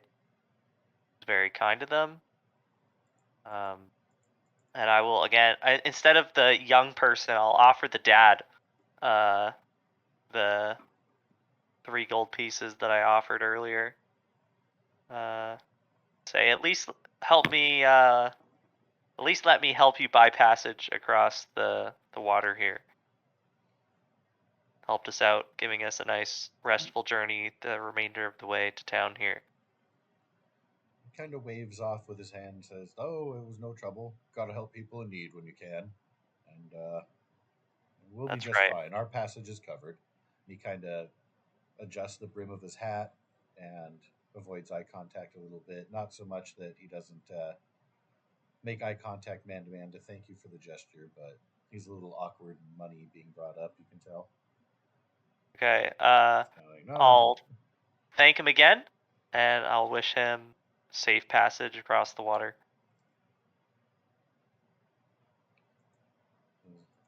Well, thank you. Keep an eye out. Heard rumors around these parts. Is the festival preparations already kind of like underway and everything? Seeing how it's like tomorrow. Yeah, there are people who are getting stands set up. A lot of focus on the central part of town, the village circle. But you can see there's a general kind of upbeat bustle going on. Lots of things being moved and set up, and general chatter, pre-game excitement, if you will. Yeah.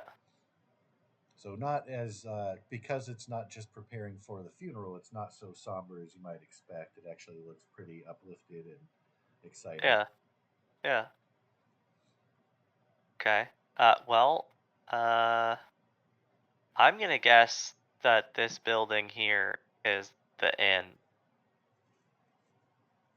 That is my guess. You would know that actually the Brass Crab is closer to the docks Oh, okay. just by description of from the people arriving and Kelp's limited familiarity and Okay. Maybe it's this. just passing on. Yeah, and I would love to go there to see if my parents have checked in or not. Yeah. Let's head on over there. Petunia probably would have stayed outside the town. Okay. You would not have followed through the gates at all? Yeah. I'd probably like sleep in a tree or something. Okay. You do have the armband of invitation. You do know that the funeral itself was scheduled for tonight. Which Yeah, you had I would confirmed, come but in. You're welcome to hide out there and kind of wait until Yeah. nightfall and kind of sneak your way into the ceremony. Yeah, that's what I would do. Okay. Very good. There are a few little comforting forests inside the city, it looks like, too. That you know, jump around when the funeral's going. You can go from little forest to little forest.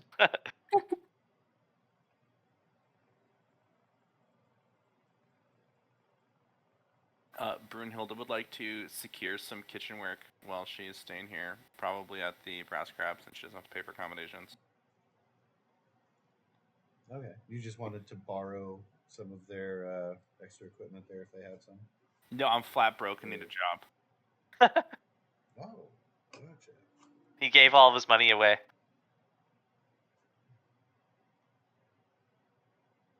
Okay. So everyone is intending to go straight to the crab there? No other... Yeah, I think after we thank like the Beverly Hillbillies for giving us a ride, everyone kind of wander over to the Brass Crab to see what's what and go from there. Check in with what's his nut on the letter. Yeah, figure out where he's at. I'm gonna assume he's in the keep. Makes sense to me.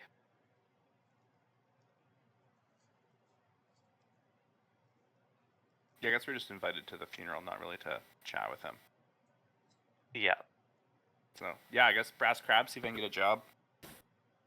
Not, you know, if you say you're flat broke, Jacques would probably just pay for you. I am never telling Jacques I'm broke.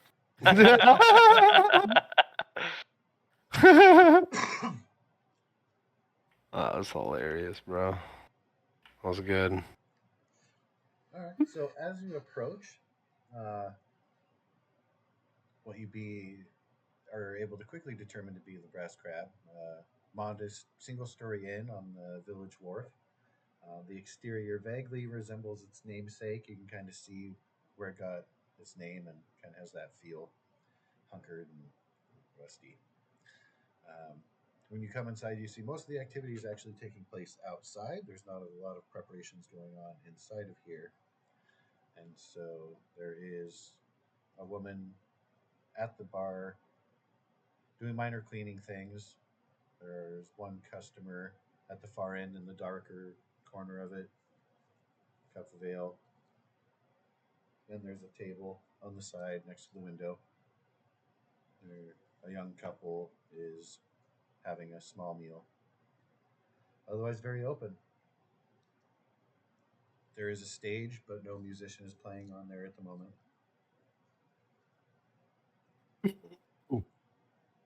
I guess I'll approach the. As you said, there's one person working. Yep. So yeah, we're here for a funeral, and we were instructed to come to the Brass Crab, and said accommodations would be available for us here. We're here to check in. She nods, says, "I sorry about your loss. Of course, everything is covered for your room and board here. A couple rooms down the hallway. Seeing Has that there are 4 kind of short halls that go branching off of the common room. And go ahead. Do you know if 2 individuals have checked in? Can I ask you if Gil and Coral have checked in? Kind of looks you up and down and says, "Relatives of yours, I presume?" Mom and Dad. She nods and clicks her tongue, says, "I ain't seen him yet. If I do, can let him know you're here." Please do. Please do. I'm anxious to see them and anxious for their arrival.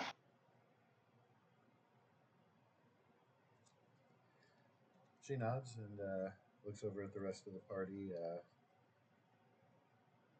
kind of taking in, hesitates over Arno being the strangest of the bunch. And Arno waves. gestures at the tables and says, "Well, if you'd like to get a spot to eat, can send one of the kitchen scallions off to deliver your message."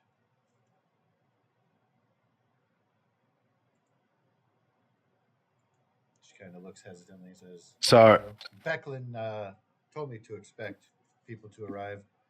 Those armbands identify you as those specially invited guests." We are, and food would be much appreciated. yeah. I'm always hungry. I'm not sure about you guys. Yeah. Can always eat.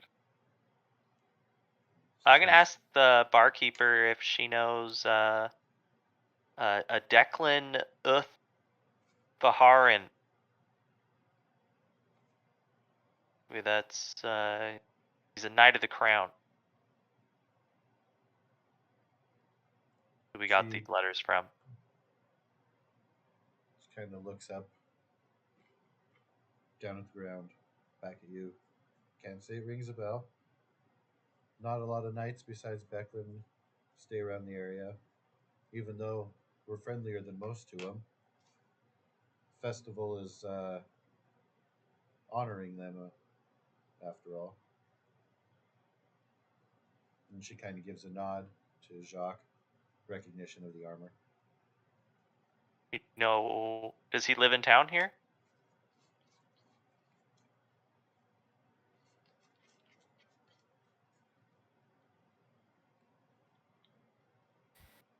Sorry, do you mean Becklin, the one you got the letter from? Yes. Oh, sorry, that is a she, and yes, Ah. they do live in town. That is who Okay. the barkeep had offered to send word to that you. I see. Okay. Sorry about the confusion there. Nope, that's fine. Becklin kind of sounds like a male name to me, but if it's a she, I can do that.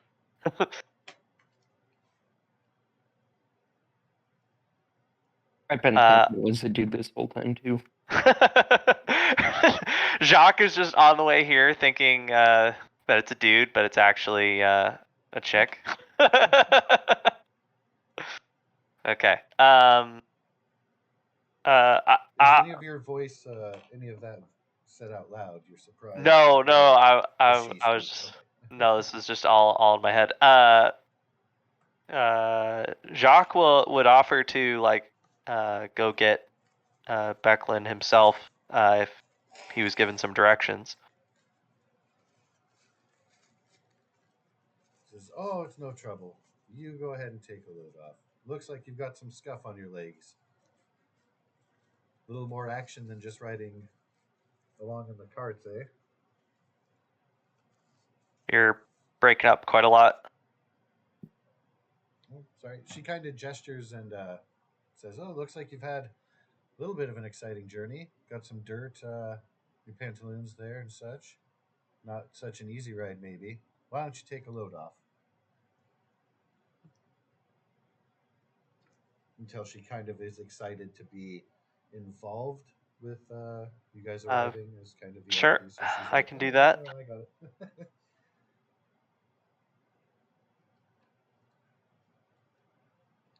And she I guess gestures it's down the hallway on the furthest wall and says, "All of the rooms down there.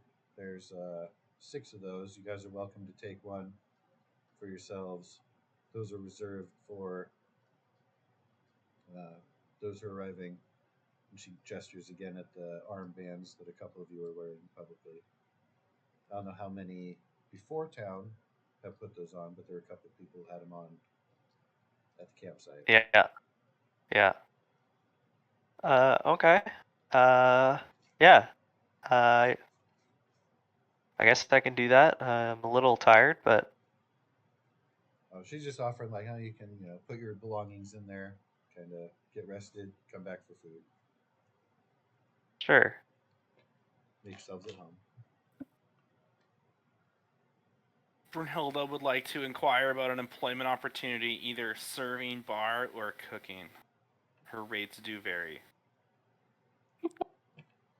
She says, "Are you serious, lass?" Yeah. She kind of leans in, looks over behind her shoulder, make sure nobody's nearby there. And she says, "All right, because the cook here is kind of crap. The best food you get is the fish pies down the road. I'm not trying to compete with the fish bowl. It'd be nice to have something a little better." She looks over her shoulder again and says, "What's your specialty?" Brunhilde's specialty Mushrooms. is Not oysters. spicing up dwarven cuisine. Put a dwarven twist on all of the menu items. "Oh, okay. Cudgel might like you then. She's the leader of the mercenary camp up north there. But there's a lot of preparations to do for the festival, and a lot of people are going to come in here after the drinking contest, as they usually do. So, could certainly use an extra hand, and if you're good, could use the boost in my reputation." Yeah. So Brunhilde charges 2 silver, 5 copper to cook, or a single silver to 10 bar, but she keeps all the tips. She says, "Oh, that's a bit stiff. Would you call it even on just a couple silver? And if the magician does well, maybe a share in their tips too." So just 2 silver. Which position are you looking for? Cooking or keeping? Definitely the cook. I like to take care of the bar myself. Yeah, 2 silver's fine, but Brunhilde is going to keep any leftovers that aren't eaten by guests.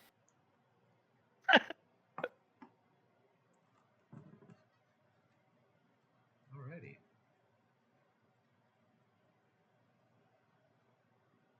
Do we know where in town the funeral's gonna be? Yes, ish. You know that you're supposed to be meeting here, and that festivities were going to be uh, nearby here. Got a hint of Waterside. Okay. But not specific, like which building or area. Not yet. They haven't directed you to a specific area. Um, you would Okay. know because you had known Ispin closely and for quite a while that he preferred having his body put out to sea. Okay. Well, yeah, so Brunhilde is good to start working. She will need off to attend the funeral and pay her respects, but she is good with 2 silver a day to be a cook for the rusty crab. Bronze crab. Brass cab. Whatever this fine establishment is called. The Clanky Crab. That's what we're renaming it to.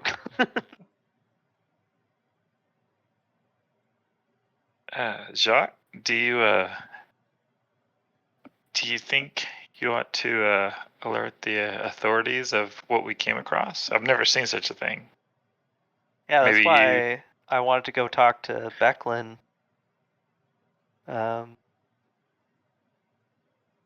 One of the kitchen scullions has already been sent Yeah. with word amongst So all we're the just- conversation. So she should We're- be en route soonish. Yeah, we're dropping our stuff off, you know, maybe washing our face or whatnot after digging holes. And maybe gonna grab some food, and once Becklin gets here, we can let her know. Because as I'm aware, the Knights of Salamnia are like the police and military force, if that's correct. For a village like this, there would probably be one or maybe two knights or nobles that would kind of be the head person.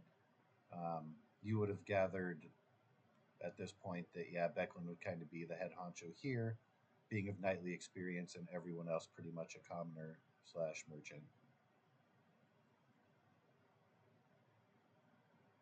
Yep. Okay. I'm curious to know. Well, I'll ask around the bar.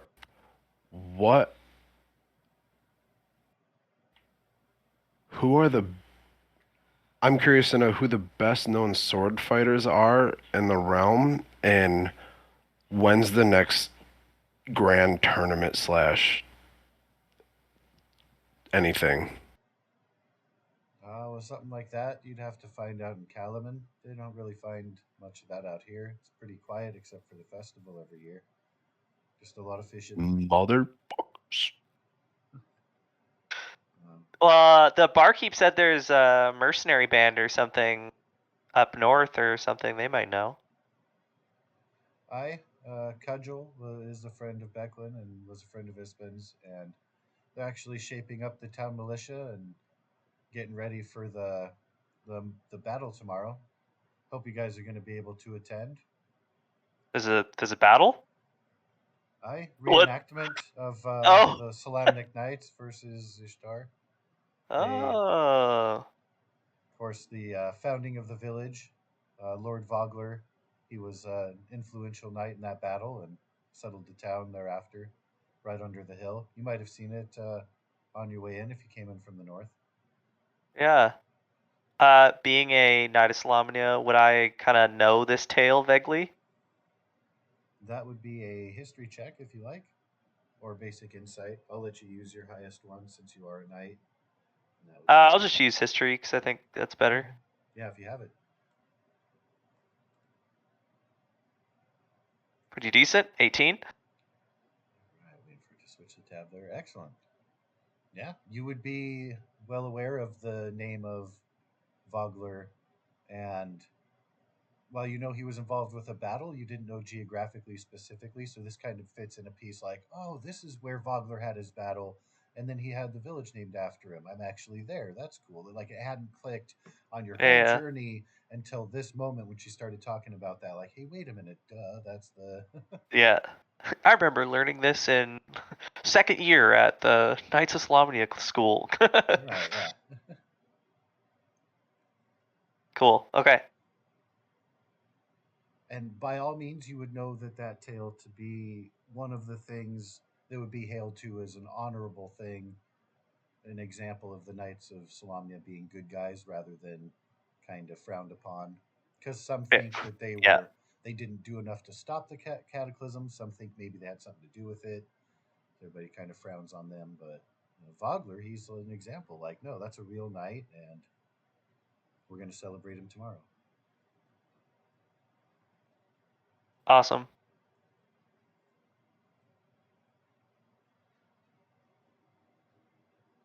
So, So well, Brunhilde, what are you making?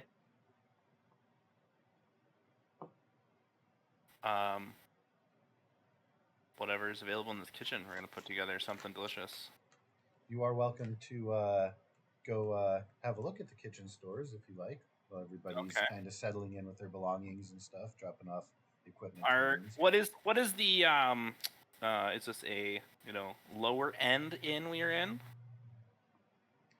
It's modest. It is kept very clean, but it is not where you would say it's expensive. You can tell even like the sea smells drifting in because they're right on the wharf there and everything. It's you probably assume that more action is seen here by drunk fishermen than anything else, but they've got it nice and tidy for the festival, and it's pretty vacant since everybody's busy preparing for that. All right. But just an observation, you're like, oh, okay, so this is kind of like the local dive when there's not a special event happening in town. I'm assuming they'd 'Cause have it's lots the of only fish dive. stocked. You can smell, depending on your familiarity with coastal towns, it might be overwhelming to pick out the details, but yes, uh, most assuredly so. Not too far from coming inside the gate, you get the fishiness envelops you. Everything Okay. is salty, Well, except for the attitudes. except for the attitudes. That's right. Well, I think we're gonna go with a mussel soup. As kind Lamb of chowder. No, mussel soup is kind of a stock item. We're gonna go with stuffed mushrooms, house sausages stuffed with the mushrooms, and a like smoked peppery of something, and a little spicier. We're gonna have pan-fried chicken livers with a brandy peppercorn sauce and a baguette on the side. And then we'll go with a like assorted seafood, oysters, calamari, maybe some mussels, just kind of Whoa. a quick seafood bounty Scallops? can go out. And Yeah, if you sure. impress all judges, Whoa. you could earn a pass on your next punishment for your team. um, sorry, I'm a fan of Hell's Kitchen and stuff. So, can I get an investigation check just to see what is available here and quality of ingredients you're able to acquire? Sure. Investigation. Rummage the stocks for a come on nat 20. Hey. You there? So you're pretty impressed with what they've been able to bring for this festival. Some stuff it looks like hasn't been touched in a long time. This chef doesn't look like they keep a very clean kitchen, and the things that make up good food are not touched. It's very, very basic. It looks like he just makes stuff warm for people so that goes with the booze. So you're not impressed with how well this kitchen has been kept. Definitely disappointed. Pretty nice equipment because the extra ones, again, don't get used that often. So, really nice quality spoons that don't have a ding in them, that sort of thing. Nice kitchen knives that just sit in a holder untouched.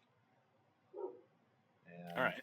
you're Well, able to find everything you need, even a couple things you couldn't think of, but now are like, ooh, this would be a nice touch. So, you'll have Okay. advantage on your cooking check if you'd like to Okay. make that. All right.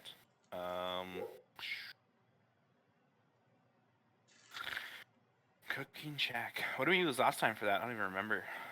Could be survival or cooking utensils. Survival, And then Yeah. add proficiency and advantage. I hope it's advantage because that's a 1. You do have advantage, yes. And that's another Oh 1. no! Oh shit! Oh no! So 1 plus, so a fat 3. So, Oh. unbeknownst to you, while you were doing the cooking, the chef kept coming over and sabotaging the heat on the food. And so some stuff is burned and some stuff isn't cooked at all in the opposite way you'd want that to go, of course. Like, really went out of his way to screw you over. And Because you're so taking his job. the food that comes out, now, of course, the rest of you aren't aware that the food's going to be less than par. You're anticipating something pretty good, especially for all the bragging about the mushrooms. So everyone is welcome to have this great meal that Brunhilde has so nicely prepared for you. Brunhilde, again, no idea that the sabotage happened. Yeah, I'll take the soup. Yeah,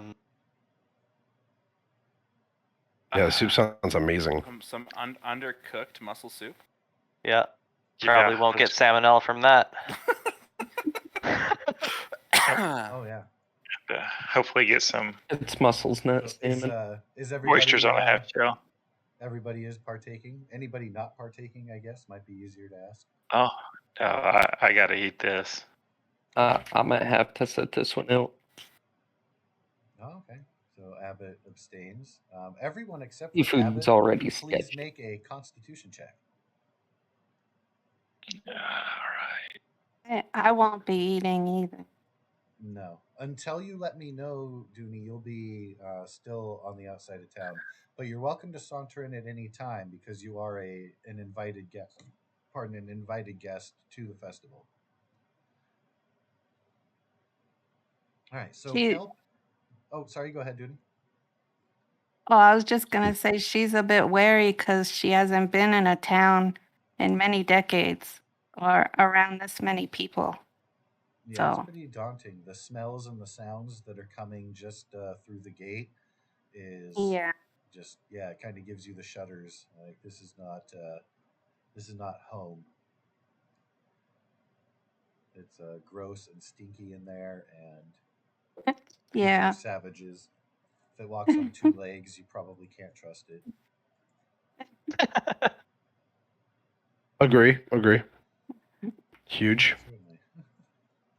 So Kelp, you immediately, of course, your anticipation of food, you didn't notice as you were starting to take the bites, but as soon as it hits your palate, you know bad seafood when you taste it. And this is just every part of wrong you've ever known in your life. And so you do not consume. Jacques and Arno, you're pretty well into it before you realize that something is off. And it's because your stomach starts to kind of rumble a little bit, get a little bit of feeling in the back of your throat. Um, Something definitely not right about these dishes that have been served to you. So Arnold will set down his silverware and push his bull away, and then make his way to the bathroom or the outhouse. You don't feel, in that regard, unless you're just being prepared for it, you don't feel something coming on just at the moment. You know, eventually, maybe a couple hours ish, 1 or 2 hours, you'll have to worry. But you're not getting it right away. You're just like, oh God, this is not going to settle well. I'm just That helps. You're not there's pushing a rush to the restroom yet. I won't have no accent in front of the ladies, you know.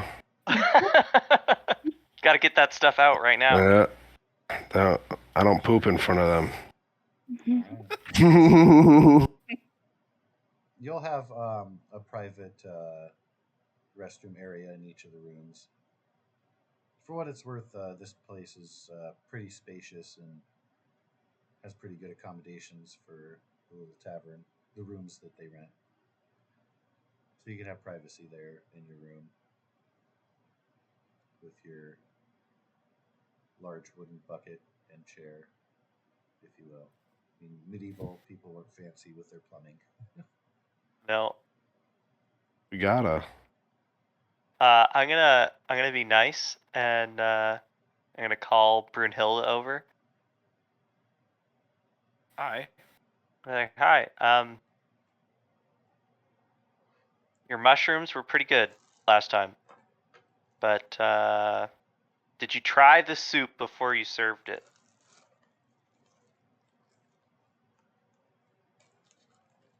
Nay. Brunhilde, you did not because everything just felt like it was really great. You were so stoked on the ingredients and stuff you found, like, oh man, there's no way this can be messed up. So unfortunately, because of the wands, even with advantage, That's so unfortunate. Test. Yeah. Jacques will nicely tell you that he's fairly sure that feels sick right now, and Arno just ran off, holding his stomach. So there might be something up with your stew. You might have been sabotaged by the chef you stole their job. Or From. maybe seafood's not your thing. I don't think dwarves and seafood probably go together. Maybe you ought to just stick to what you know. I know that I'm the best chef, so And I hand him the bowl. It's yours is still full. Mine's like No, I haven't touched mostly empty. Yep. I I'm said, here. just gonna toss it back. I said that's fine. Then if you're not willing to taste your own food, why should anybody no, else? like toss it back, eat it. Oh, I see. I Right. thought you meant, like toss it back to me. No, Yeah. no. Yeah, all eat that. Sweet. Brunhilde, can I please get a Constitution save? Certainly. And also save against shame. Save against shame. Constitution save. I gotta find it here. Right there. Got it. 20. Hey. All right. So as soon as it touches your palate, you immediately are like, "Oh no, God! What has happened to this? This is not what I made. What in the hell is going on?" You are shocked and offended and ashamed all at once.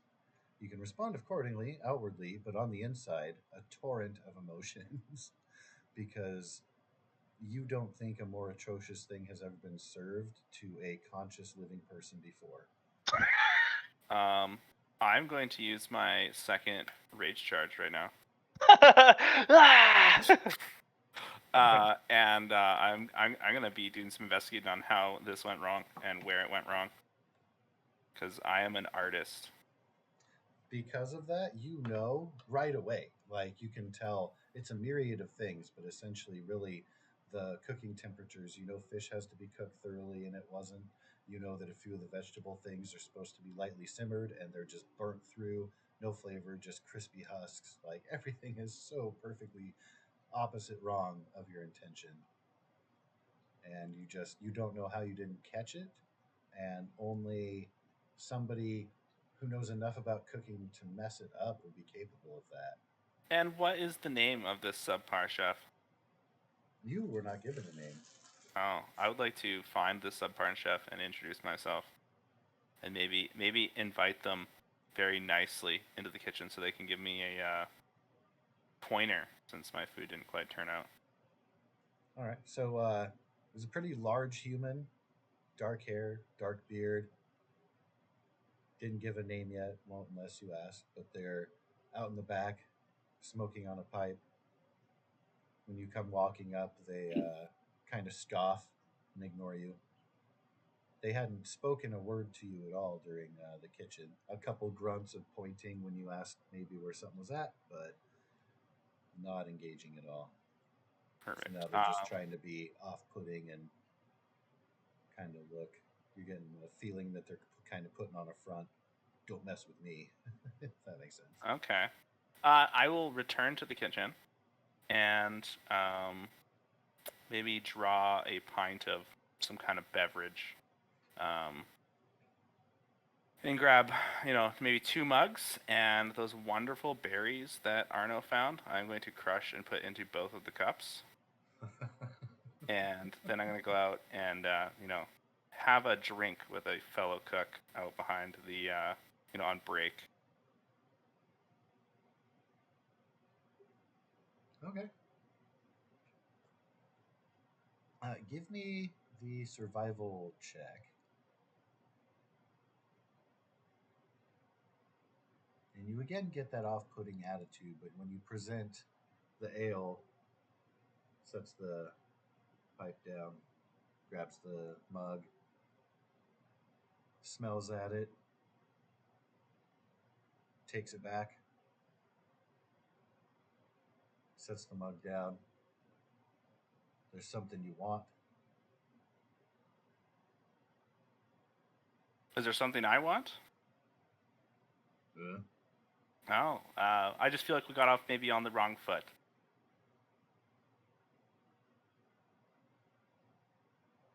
Says, nah. Just make sure,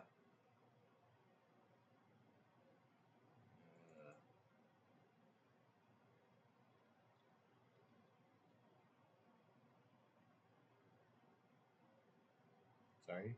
1, 2, 3. Can you hear me? Yep. Oh, there you Yeah, go. now. I cut out. Just make sure that Yalm gets a sampling of it. Sampling of what? He Sorry. nods his head, and you realize that without having gotten her name, he's got to be referring to the proprietor of the brass grab there, the woman who greeted you at the bar. Sorry, and what are they supposed to sample? Just make sure that they get a taste of your fine cuisine. Oh, yes, I will make sure of that. Kind of chuckles. Goes back to smoking his pipe and ignoring you. Perfect. Doesn't thank you or anything. Didn't enjoy the beverage at all? Says, yeah. Did you bring me 2? And he kind of nods his head at your other one. Oh, And no, then stands up full. just one. You sure? I might be a little thirsty. Perfect. Brunhilde will cheers him, and say, like, toast to, like, to food. He's already drinking his, so he's Oh. trying to imply that you give him yours. Oh, he wants mine. Oh, yes. Oh, I'm such a generous person, of course, I'll give it to him. He grunts. Ha, puny. Under his breath, but you can still kind of hear it. Yeah, no Chugs worries. it back. Brunhilde is going to, let him know, may Sargonus bless him today, and head back in to clean up and get ready for the next meal. All right. You head back in and have successfully delivered not good berries to your new friend / adversary. Well played. So the rest of you are gathered. Of course, a couple of you dealing with a little bit of a sore stomach after eating that food. Kelp, doing okay. Glad that they caught it in time. Just hungry. Abbott simply observing on the side, not being a party to the food for whatever their reason. But they dodged that bullet. Fish is more my kind of seafood. Not about mussels. Well, the town is certainly known for that. You have heard about fish pies that are supposed to be pretty good, served by the place down the road. You've overheard that a couple times already. Something in the back of your mind, since you mentioned that.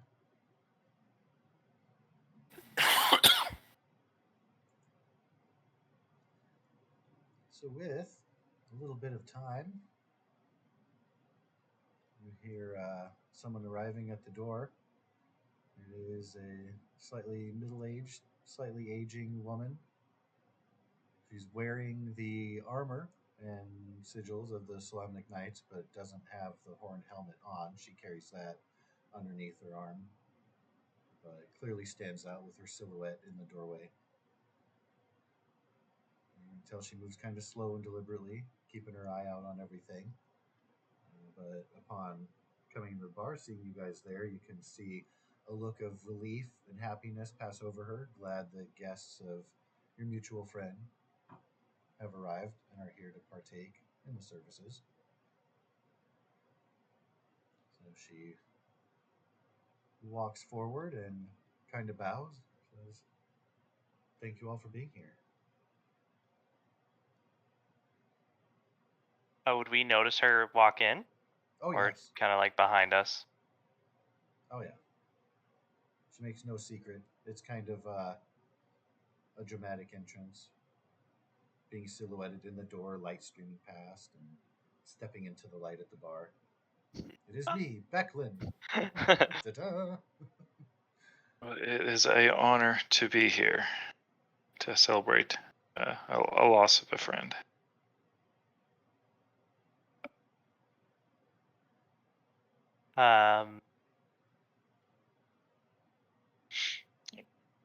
Thank you for setting up these accommodations. We're grateful. Yeah, very, very thankful for that. You know, says, of course. Least we could do for our old friend. Meant a lot to me. He made a lot of contacts, many of whom aren't here, many of whom can't be here. And some of you may have known someone who could have passed in your adventures. Not all of them were fun and safe jaunts. As she's speaking, Arno's gonna come back through the door and like walk up to the table where his homies are at. And on my way there, I'm gonna burp, fart, still hold my stomach. And is Brunhilde there at the table? As far as I know. Brunhilde is cleaning up the kitchen. Okay, I'm just gonna say to the table, there's no fucking way that Brunhilde cooked that stuff. The mushrooms she made were way too delicious. Her beard is way too beautiful and on point. I just don't see her fucking up so bad. So, who do we go beat up? Who do we go beat up? You've technically been poisoned, you know, whether that was the intent or Yeah, not. no, I know. I know. It's just more for the laughs than anything, but Well, Arno's probably feeling way worse than I am because he rolled a nat 1. Yep. Oh yeah, I did roll on that one. Yeah. That's why I farted and burped in front of this lady who you probably shouldn't fart around or burp around. I'm not exactly impressed, but seeing as you look very different from every single humanoid she's ever encountered / is in the village, she doesn't have a preconceived notion to really go with. Just kind of has a rather uncouth, green-skinned. Seeing the sword, of course, a warrior type, which she'll respect if nothing else. But she kind of gives a little bit of a head tilt at your arrival, not knowing, of course, what you're talking about. And at the interruption, doesn't continue, just kind of waits to see what how everyone else responds to Arno's return. I'm assuming that I would have to give the blade to someone. I wouldn't imagine everyone's just coming in with their weapons loaded up. You know what I mean? Like there'd be somewhere we'd have to like. Might be in your room. Okay, yeah, there we go. Yeah, perfect. Yeah, I would have it in my room, hidden. If there's a bed in there, I have it in like I have the mattress lifted and it's laying on those wooden beams. Okay. I don't want it to get stolen. No, good call. That would be a really crappy thing to lose, especially in a different plane of existence of all. I expect it to happen possibly to expect it to happen, and I gotta fucking get it back, or possibly duel said person who wants to use my weapon against me and like duel them for it. And just, Is this knight armed? Did she come with her shield and everything, or she doesn't have a shield, but she has a sword on her hip. Okay. Looks very comfortably, tightly worn. Well cared for. Yeah. She carries herself as the authority that you expect one of her station to be. I'll get up and greet her. I'll give her some sort of cool military handshake. Maybe like the Roman forearm handshake might be the go-to. And she accepts with a bro hug and a nod.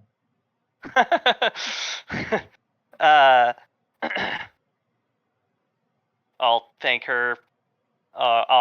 Did she introduce herself, or did she just walk in? Not yet. She was about to, and then your new green friend Gotcha. kind of She got cut her off. crop-dusted, man. I'll walk up to her and be like, "You must be Becklin," and introduce myself as Jacques from the Knights of the Rose.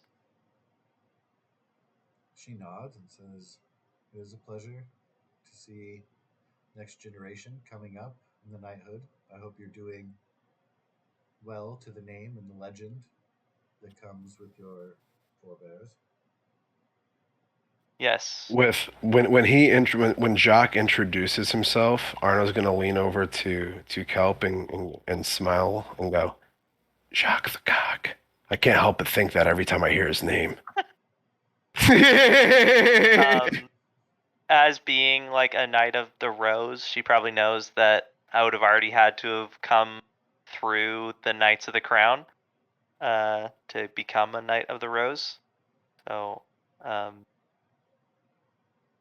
would have already had to done my like honor trials to go to the next kind of stage. Yeah, you're above the station of mere page for sure. But She would nod at you as more of an equal, but acknowledge that she's an old lady compared to you. yeah, no, that's that. I was just meaning like, anyways, not like I outranked her or something, but like that she would know essentially what I would have achieved because she talked about she's glad to see like people who are young signing up and going through the ranks kind of thing. Yeah, for sure.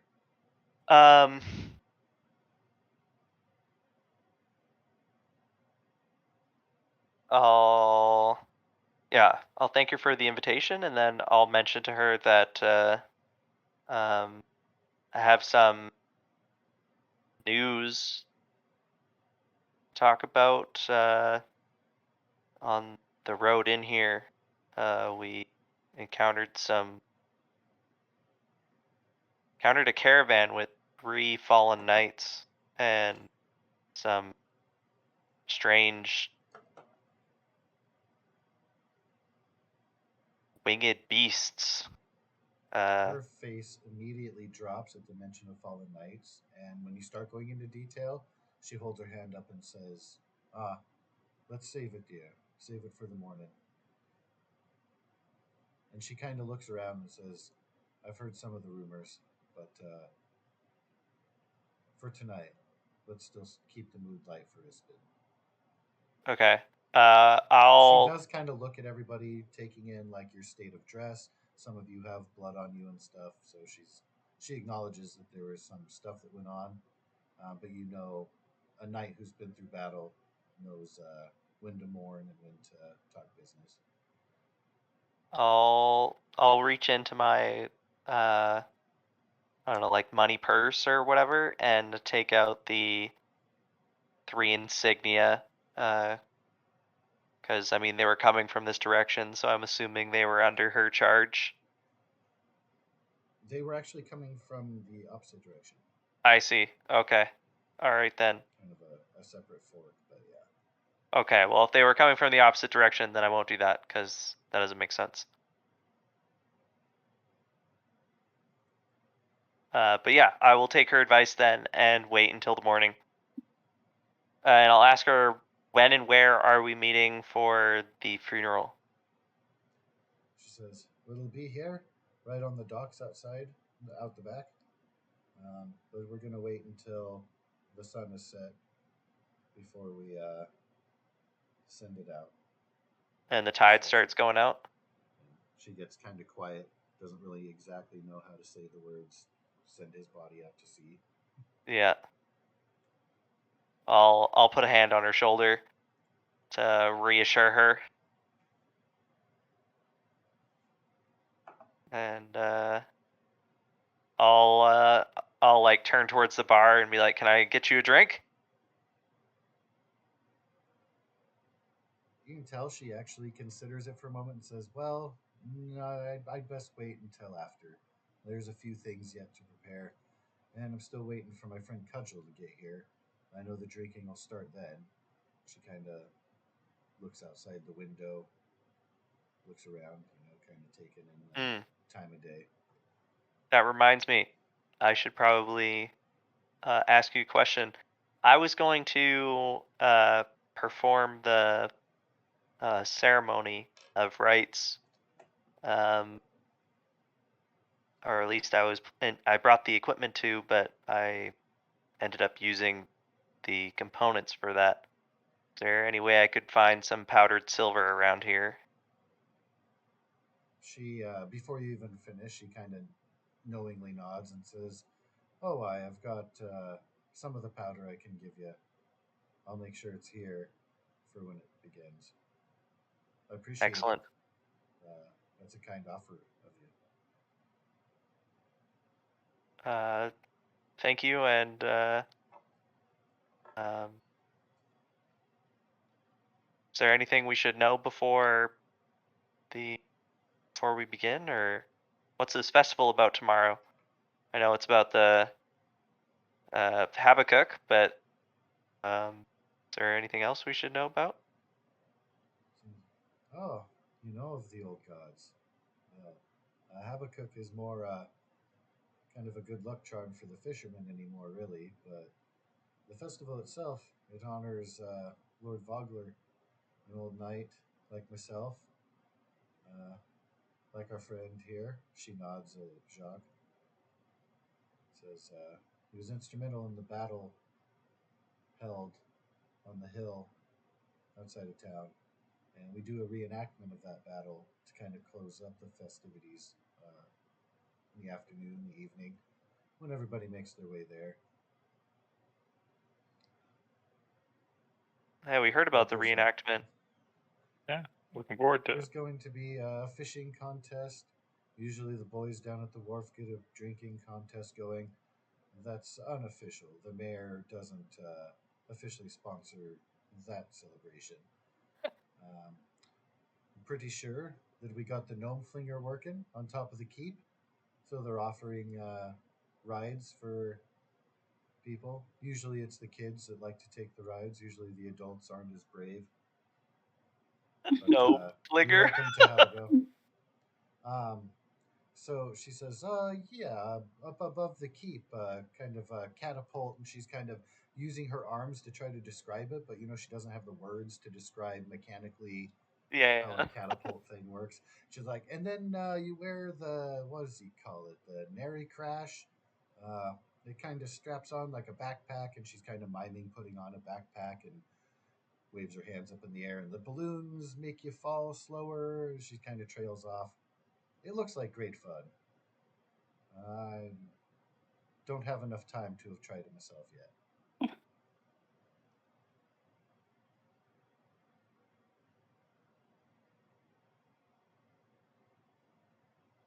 Oh, And lost me all. that starts tomorrow morning, or? Yes, about midday is when the festival gets started, so we'll have time to be able to meet up at the keep tomorrow morning. Talk a little bit about local business. Sounds good. Brunhilde, I don't know, needs to come out and talk to somebody. She would like to know if she could get a private viewing of the body of Mr. Ispin Greenshield, since it's dwarven culture to, wish your friends and family on their way. Totally Says, lying here.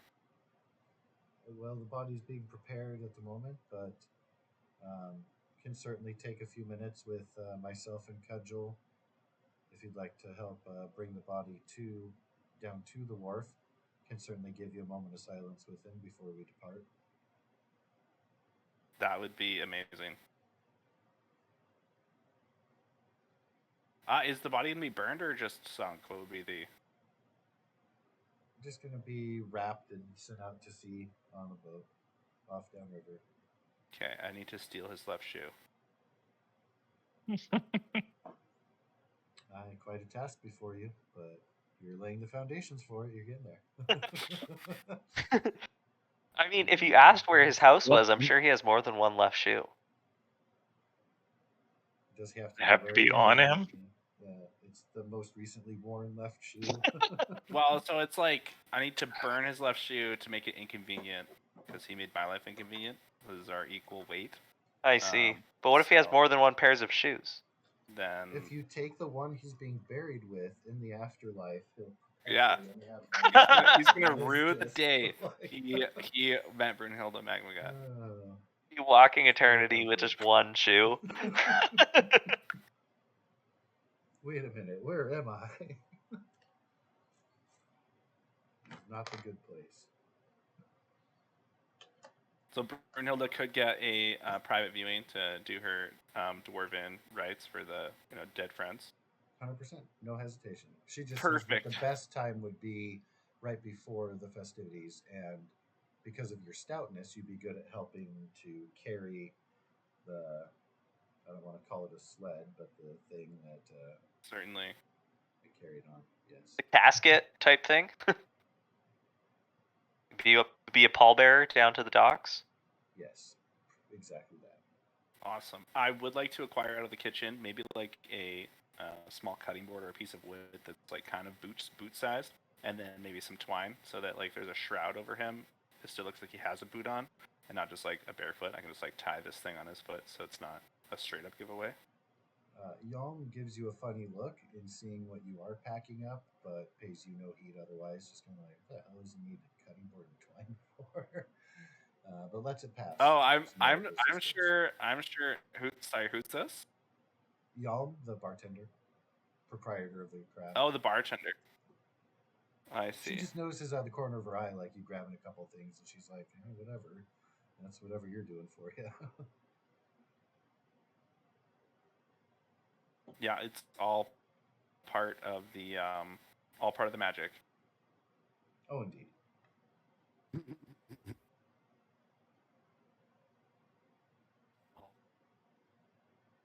Magic, baby.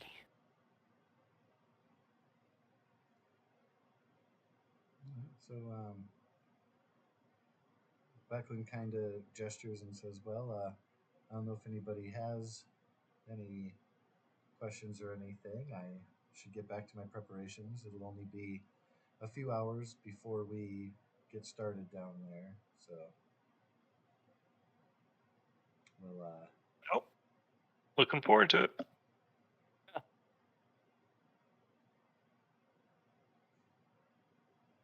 right. We'll leave you to your preparations. She nods, gives a slight bow of the head. Says, thank you again so much for being here. It means a lot. I know Ispin is looking down, proud of the friends that he made in his life, and is glad we'll be here to see him off. Do you need us to help you with anything? She shakes her head and says, oh, no. We've got everything well in hand, but thank you. All right. We'll see you here tonight.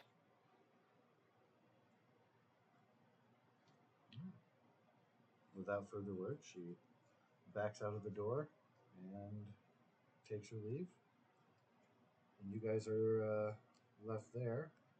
The dishes of not great food still left on the counter, and you've now met Becklin, the Solamnic Knight. Got a few hours to kill before the actual funeral ceremonies. If there's anything you'd like to get done, certainly. With this combined with the travel to get here, even though kind of interrupted and stuff, I would call it the equivalent of a long rest, just to say that you guys are good to go. Exceptions being Arno, who I'm going to need a constitution check from, and Jacques, who is feeling better after the initial. Come on, baby, let's go. Woo! I think it's like my first roll over a 5 tonight. Let's go, baby. Okay. So you guys are feeling better. Was able to be caught before further damage was done.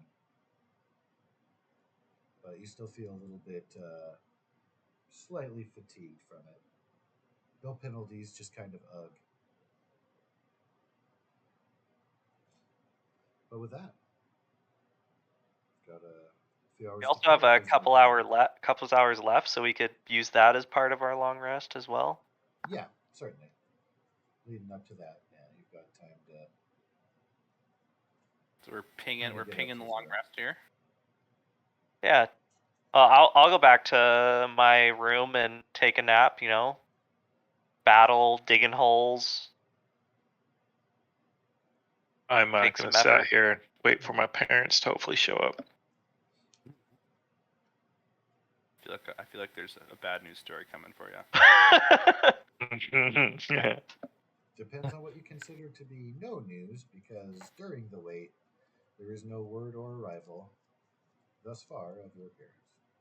Oh, that's disconcerting. Now I'm worried. Brunhilde is gonna go back to what she knows and maybe stick with some simpler fare and leave these fishy seafood things for another day, so that we don't murder everyone at this guy's funeral. So do some simple hearty fare. Do you not appreciate irony, though? All right, so as the sun is slowly beginning to go past noon into the afternoon and on toward evening, what does Petunia have going on outside of the city there? Is there something that you do to keep yourself busy when you're hanging around in animal form? I would be in human form now. Oh, okay. And just eating some rations and resting like on a tree branch or something. But I think then she would come into the town just to see what it's all about, since she doesn't really remember so much hustle and bustle. Okay.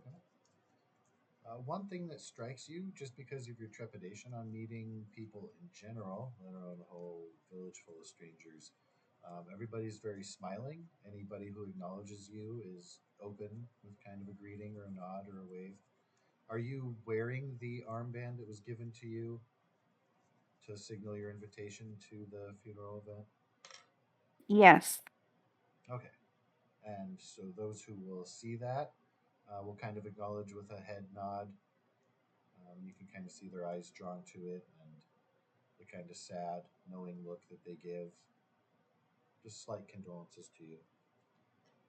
So you're right away, just given a little bit of settled nerves, if you will, that it's not such a big bad place. Nobody's been scary or intimidating or aggressive toward you. I would still be keep my head and eyes down and kind of avoid people as much as possible as I made my way towards the water. Okay. And coming down the street, you do see, getting closer down to the dock area, a couple of buildings that are significantly bigger, that look like they hold more significance as far as being the meeting place that was mentioned in the letter, called the Brass Crab. You're not 100% as to which establishment it'll be, and you're not familiar with cities very well. You just kind of go off of common sense that it's probably a bigger or busier or both kind of building. There's just a couple down near the docks that may hold that significance as you're making your way through the streets. I'd look through the window to see what's going on inside.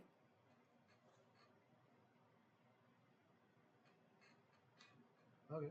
As you're coming down the road, you do see a middle-aged, slightly older lady dressed with the same similar armor and carrying the horned helmet that you recognize from the knights who were on the road, and one of the knights that was with the group you were following. And she kind of goes by without really acknowledging you. She doesn't She's not oblivious to your presence, but sees your downturned look and doesn't press, kind of lets you go by. But you see that she's leaving the establishment as you come up. And through the window, you see a myriad of folks: a knight, an elf, a dwarf, a green person. I mean, the elf is kind of bluish, but the green person, you've never seen their like before. Dark and mysterious kind of looking human. And then you can't really hear anything that's being said. Some interesting smells coming from inside. Seems like food was cooked recently, but amongst the weird smells you've gotten just from being in town in general, none of it is particularly pleasing to you.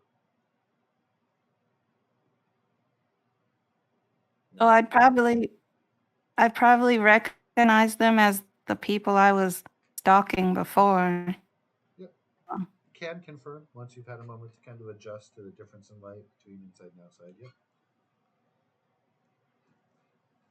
Oh, I guess I would wait outside, maybe in a shadowy place, so as not to be seen by many people, and just wait until they come out, and then follow them again. Okay. There's a pretty good place across the way that looks like kind of the backyard of somebody's house, and there's just like a little part on the building that's well shaded. And there's a tree nearby. It looks nicely out of the way. Okay. We have lost Steve, it looks like, in the Roll20. So, yeah, a nice vantage point there. And if you haven't made yourself known, of course, no one has yet made any kind of harassment toward you. So, with that, Avengers are still assembled inside. Brunhilde, were you planning on cooking another full meal when you mentioned staying away from the fishy things? Oh, I figure we're gonna have a whole bunch of guests in here, so probably just doing some bulk, easy stuff.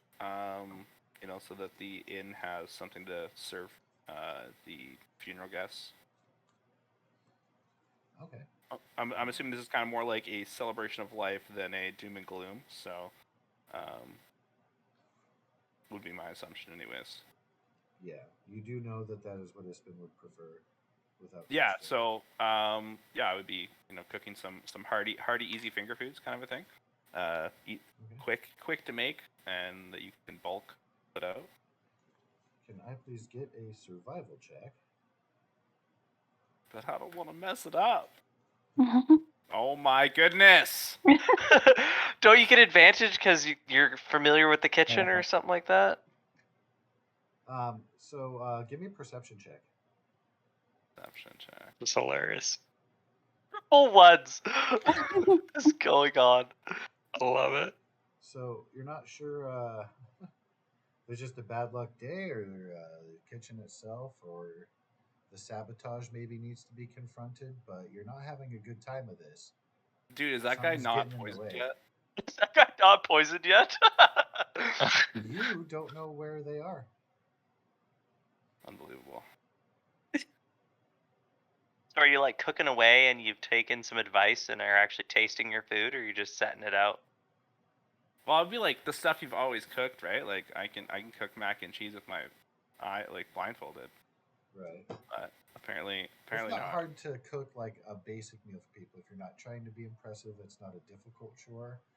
But you do feel just restricted, held back. There's a vibe in this kitchen maybe that doesn't mesh with you. It's been a bad time. It has been a very bad time. I'll let you, depending on your level of interest, are you wanting to look into that to correct it? Are you wanting to give up and move on? Are you wanting to visit your friends? What is your kind of response to that coming out? Let me look at my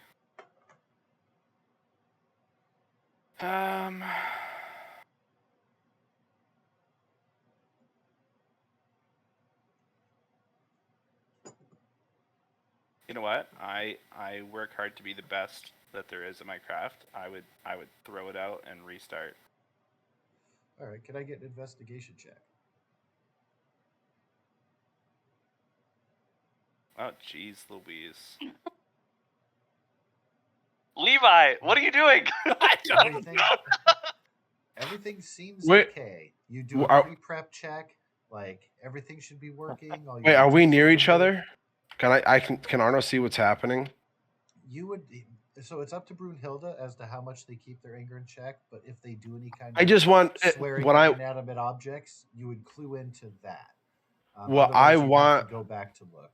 what I'm looking for is, does Arno notice Brunhilde getting like agitated or flustered before she actually explodes? That's what I mainly am looking I'm for. gonna say like pans are being set down a little forcefully. Arno's gonna make his way over to Brunhilde and yo Hilda, here, hold on, and he's gonna pull out his little tin, flip it open, pull out a fatty, spark it up, make sure hit it, make sure it's lit, and then he gently and genuinely passes it to you. And hit this. It'll help calm you down and kind of refocus you and give you a minute to think before Did you use the letting word your "hit this"? yeah. Well, yeah. Take a hit of this. Yeah. Abbott, you This or don't take a need hit a of roll this? for that. Not You're like familiar with put the it to your smell lips of and inhale. I need you to put it to your lips and inhale, brother. Our sister. Sorry. Hold on. I'm gonna RNG this. I don't actually know what Brunhilde would do. Okay, Brunhilde is just taking the longest drag on that is possible. Perfect. Now, because you took, Arno's going to coach her, That's gonna be some because you've took coughing. such a giant rip of that blunt. Don't hold the smoke in your lungs too long. Just let it. Just exhale it. Don't hold it and just exhale, so you don't get lightheaded or anything. I don't want to see you fall over. It's kind of like how dwarfs make the most amazing brews I've ever tasted in my life, and when you try to keep up with them and drink their most potent shit, sometimes I pass out and fall over. Like one time I passed out and I woke up and I peed, and I peed so much that my pee touched all four corners of the room I was in. What? Hell. All right. So Brunhilde's gonna slowly let just the steam come out of her nose. Everybody knows what dragons are, I would assume, or like Yes. they're a legendary thing, not a common thing, like a historical piece. They would know them of legends, Okay, perfect. Maybe like I'm a dragon and just blow like steam out the nose. Bull? All right. Maybe pretty a bull? impressive. A bull? Yeah, maybe I'm a bull. I don't know. I'm a something. I'm ready to freak out. Perfect. All right, we have taken a giant hit on a blunt. Perfect. That's what I'm saying. Perfect.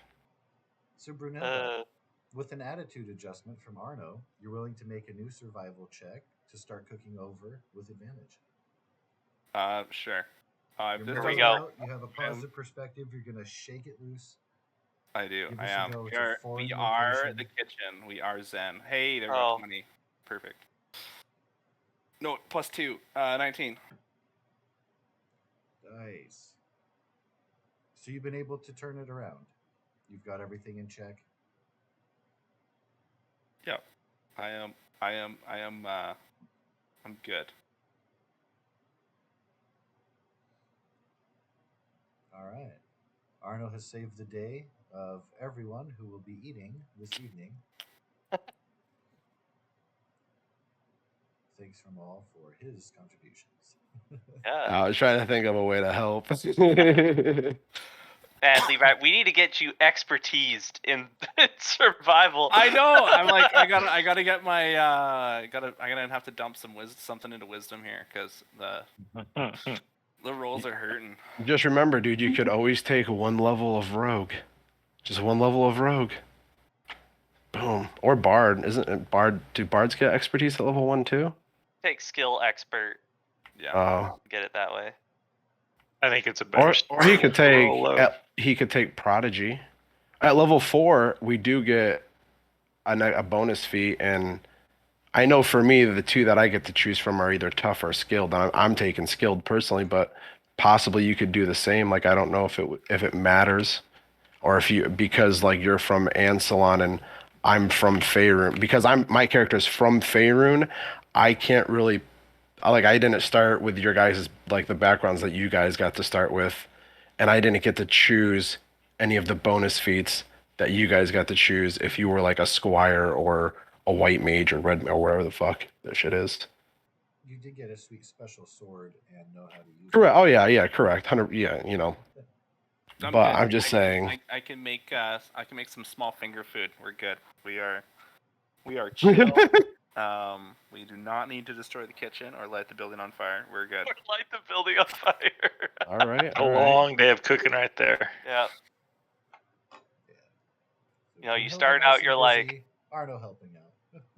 I'm gonna make a Trying. big meal. You screwed up. I'm gonna make a smaller meal. Screwed up. That's it. I'm just Yo. making finger food.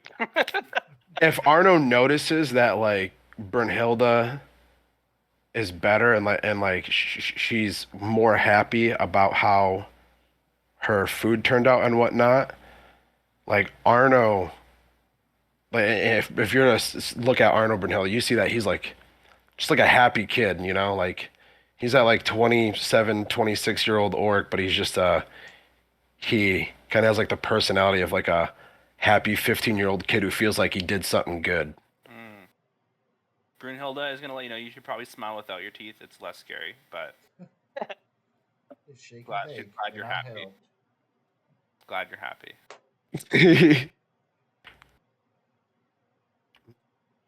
I bet Brunhilde could actually help Arno with something, because she's a dwarf, and dwarfs are good at using metals. If not the best, I think. They're good with stone. They have special stone things, which Yeah, like stone, metals, tomato.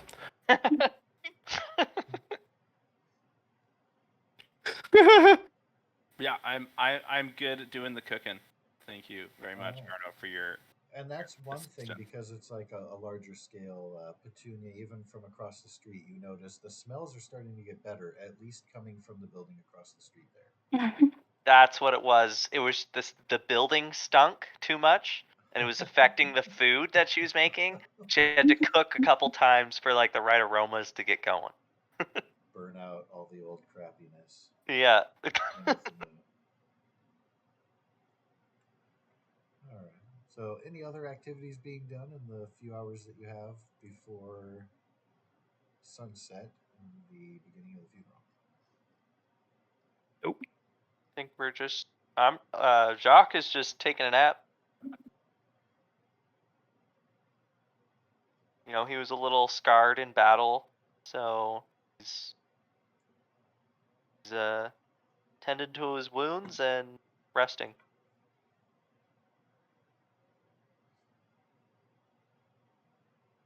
All right.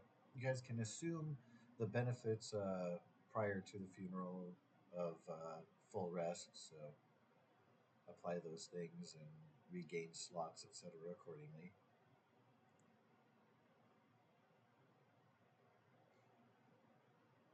And so, as is getting closer,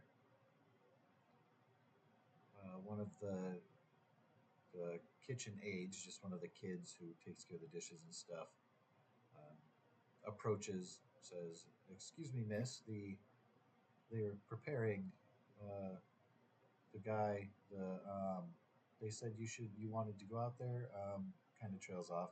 Doesn't know how to talk about. You pick up that they're ready for you to have your moment with the body. Oh, excellent.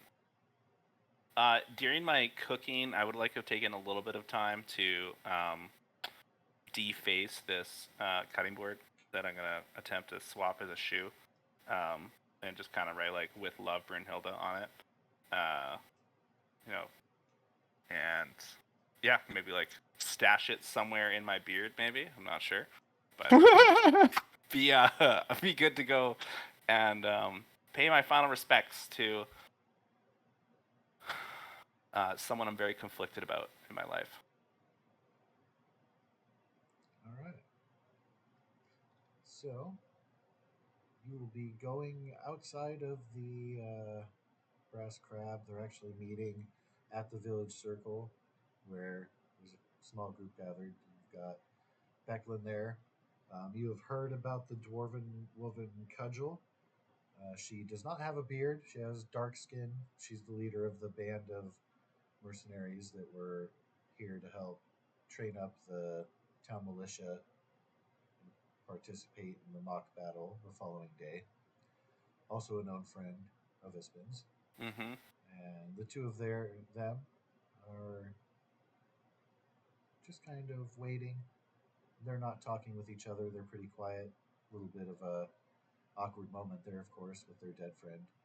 And that is where you will come across them, having been led by the kitchen boy. All right, so we're just out in the open of the square here. Yep. They have a cart that is carrying the body itself. Okay. It's loaded into a boat, so that is prepared. Essentially, the cart is going to go down to the dock, release the boat itself, etc. Part of some of the muscling that they are requesting your help with. Okay. Is the body like shrouded? I would assume it's shrouded. At this point, they're waiting for that until they actually get down to the docks. That's why they said this would be the moment, because then they're going to be transporting and going pretty well straight into the ceremony. So currently not yet wrapped up. Okay, so no slippery sleight of hand. Well, they are giving you a lot of room and leeway. They're not watching. Say they're not familiar with the right. Yeah, but whoever's going to come do this, be like, hey, this guy's missing a boot. You know what? We're gonna fake it till we make it.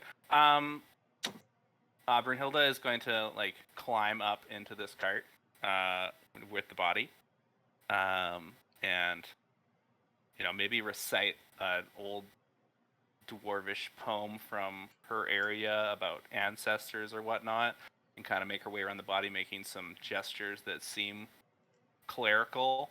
And then when she gets to the foot, just kind of like lift it right up and just slide the left boot off, and then attach the wooden thing, like just plain as day, bold as brass. All right. It's all part of all part of what needs to happen. That is bold. And can you please do a performance check for me? No, I don't want to do that. Okay. Oh, yes. Dang dice. 14. Okay. So it sounds a little bit overly dramatic, but you are given a nod by the other two. It seems like you're doing your best to do a respectful thing. Nobody interrupts the shoe taking or says anything. They're giving you your piece with it, even though it's very strange. You're not interrupted. Perfect. I will, finish up, and then, take can I BS something out of my backstory that I just popped up in my head? Absolutely. Okay, perfect. So because he was there at the inn, my father's inn that burnt down, I'm going to have a stone maybe from the inn and lay it in his boat with him, and then, ancestors guide you and stone embrace you as I leave a piece of, my family heritage with the body as the actual proper respects I should pay this body. All right. Very nice. And then, with that gesture, you notice Cudgel gives a stern nod of recognition, like it's a dwarf thing, Yeah, us southern dwarves are a little weird. I'm gonna see if I can abscond with this left boot, because I do need to burn it. So you need to burn it. You are now in possession of one not so great smelling boot. Hey, that's all right. I gotta help move this body or whatever. Yes. Yeah. Okay. I would be more than happy to do that. My requirement and drive for vengeance on Ispin Greenshield is like almost complete. I just need to burn this left shoe. So as long as I'm getting away with it clean, I'm more than happy to help out. Yo, his name's Ibsen Green Shield because I didn't know his last name was Green Shield. Yep. That's pretty cool. Named after a shield that he always claimed was magical and given to him by a unicorn. The woman I'm in love with, her name is Beanie Green Kush. Or Kush, I should say. It's like Or they're say, almost in related the, or something. It's like, yeah, it's like we're almost family. Pretty And I cool. feel even worse that he died. Yeah, yeah. So Brunhild is more than happy to help. She's a stout dwarf, super strong. She can do whatever they need her to do. Okay. Maybe tuck this boot into her belt. Most maybe. of the most of the heavy lifting will be done getting the boat itself into the water. Right now, they're just kind of wheeling the cart down. There's a small procession that starts to grow as you get closer to the brass crab, as the villagers recognize that things are getting underway. So those who have kind of stayed behind, doing last minute preparations and such, are gathering up. Everyone else would notice. Petunia, of course, would see first, still being outside, the procession coming toward the building. But everybody would see from outside the windows the group passing by and heading to the back area where procession shall commence. And Jacques, you feel a tap on your shoulder. You broke up there. Sorry, Jacques feels a tap on his shoulder. Can you hear me? You broke up again. All I got was Jacques feels, and that was it. Because he Same. can't. No, it's a tapping on his shoulder. Hello, check. Check 1 2. Got the check 1 2 3. Jacques feels a tapping on his shoulder. Okay.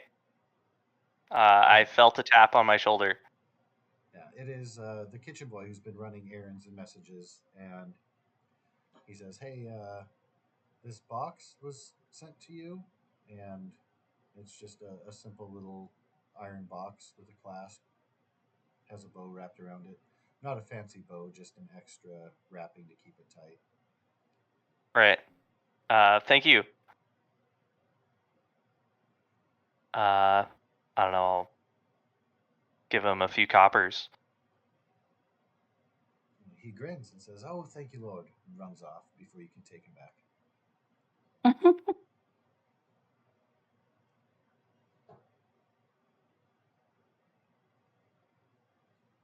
And you're welcome to inspect the box if you like. Yeah. I shall do that. It's enough silver dust for 3 of those ceremonies. Oh, excellent.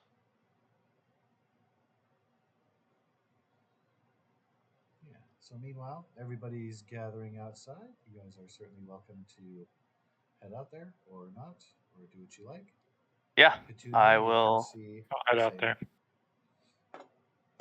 I would probably hang back and watch everyone else go and just stay by myself, but still with the procession or group. Okay, very good. And just a note to the party. Wanted to make sure we're not cramping on anybody's time. We're at about 10 p.m. Pacific Standard Time. No, let me I'm know only if ready to a, stop when you are ready to stop and when Scuba Steve says he has to stop and go to bed. Those are my only 2 stopping point conditions. I don't care if it's Christmas, New Year's. If my mom's dying in the hospital, but she's going to last another week, I'm going to be here, you know? I love D&D. Wow. My mom would understand, okay? You know what my mom tells people is that I'm her angel, okay? She would understand. I can go for a little bit longer. It's midnight where I'm at. Okay. Just I wanted got to no make kids sure here. we had- Perfect night. Right. All right. Well, instead of the quick version, then we can take a little bit to enjoy the scenic route of the funeral. So With everyone gathered, you see that again dusk is settling on the docks here, and at the rear of the brass crab, the dock extends out into the water. You see that Brunhilde is helping to lower a boat with a wrapped body into the water. Becklin kind of gestures and encourages the characters to kind of linger nearby, and see a lot of the morning locals are in some small fishing craft out in the water itself to watch from there. And Becklin takes the stage on the docks next to a pretty simple boat, and she has a little note paper. It looks like she was jotting down words, but she kind of folds it up and, after a quick glance, puts it back into her pocket. There's a musician nearby, kind of playing a soft song as Becklin steps forward. Smiles gently, and voice carries over the water. You all knew Ispin as a friend, and there were none like him. Before he died, he told me this: there should be tales, not tears, for an old scoundrel like me. Make sure everyone knows my stories when I head off on the greatest adventure of them all. She nods, and the boat is pushed off, drifting out into the Vingard River. She says, so let us do just that. On the eve of the Kingfisher Festival, we celebrate you, Ispin. Good travels, friend, until we meet again. With that, the boat slowly drifts down and out, down the river, and out of sight as the last bit of daybreak closes on the evening. After a moment of silence, Becklin opens her arms and invites everyone assembled over to the Brass Crab for a reception, an opportunity to share stories about the departed.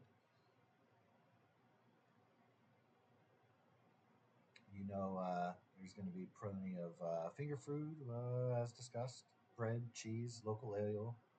A lot of people in the village. Pretty much everyone is at least going to make a quick appearance there. So quite a bustle already starting to formulate there. Petunia, you may not have seen so many people gathered in one place at one time in your life. Yeah. Waterdeep is a much bigger city than this, as is Calaman, for those of you who are not from Vogler or even Kryn. Petunia definitely impressed by the number of bodies, and oh god, the smell.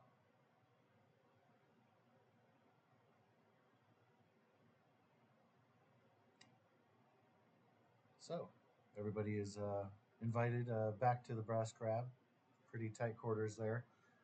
People who are wearing the armbands are given a special seating at a table that's been arranged and marked off for VIP guests of the funeral. So you guys are able to be gathered without trouble or having to intermingle with the other local folk, if any of that is of concern.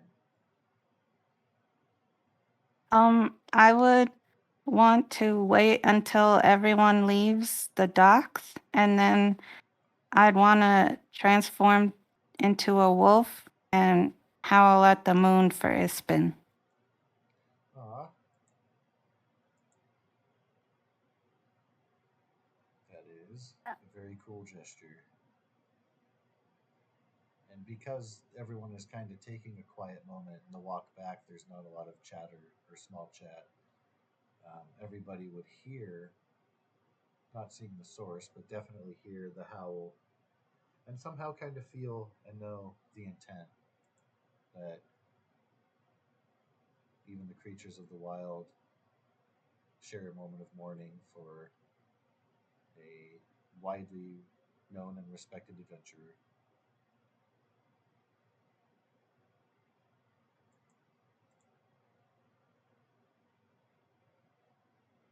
I would then probably change back to my original form and go to the inn with everyone else, but still stay on the sidelines in the shadows. able to generally stay pretty well out of sight and not bother people. You do see that the group that you were kind of watching on the way into town stands out because they're at a special little VIP table. You know that because you have the armband, that should you desire, you'd be able to go over, but still trepidatious, of course, about all the people and unnatural feeling of being inside doors and having roofs. Very kind of claustrophobic feeling. Yeah. Um, at that point, people have milled in and have gotten drinks and a little bit of food here and there. Brunhilde would be potentially active in the kitchen, or have you handed those duties off? Maybe overseen if there is like some like the food's prepped, right? So just making sure it gets out. There's enough for everybody. Oh yeah. You nailed that part. Everything is well in hand. Just wasn't Yeah. sure how micromanaging you wanted to be at this stage. Oh no, my job is the food. So just making sure it's people are happy and satisfied. You are overhearing positive comments about how the food hasn't been this good here in a long time, and something must have woken up the chef. Nobody's really aware of your hand in it, so the brass crab getting a lot of compliments for your efforts. Excellent. That is a happy thing to hear on such a sad day. Well, you're very happy because I don't know if it's your first time with mind-inducing herbs, but you're certainly in a positive mood. Thanks to Arno. So, after a little bit, Becklin is called for everyone's attention and shares one of Ispin's favorite stories, the tale of the time the high sub-senior artillerist of Mount Nevermind launched her pet weasel all the way from the Gnome Enclave to Soundcrest Island, then hired Ispin to recover the critter, or at least note its trajectory. After a few more charming tales about Ispin, she then invites other attendees to share their tales that they might have taken part in or that Ispin have shared. She particularly is looking, of course, at the VIP table, hoping that somebody will jump in. As a group, of course, you're welcome to share a tale, whether improvised or part of your background. There are also, if you want to roll a d6, I can provide a story starter, and you're welcome to roll with it thereafter. So, anybody who wants to dive in, take the talking stick, as it were. Honor your shared friend with some fun tales. Brunhilde would like to do so, but not to be the first. Okay. I heard a dice roll, but it hasn't yet posted on my side of That was me. Roll20 there. There's Abbott rolling a 6. Awesome. All right. So, once Ispin saved an entire village by using his shield to, and go ahead and run with it. Yeah, there was this village that had owed a large group of mercenaries, and he had tracked them down, and they were about to destroy a dam that was upriver from this town, flood the whole thing, and Espen saved the town by shoving his shield into the dam and using it to hold back the water.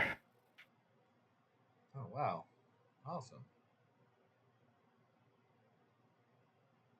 And you happen to know the fate of those who were trying to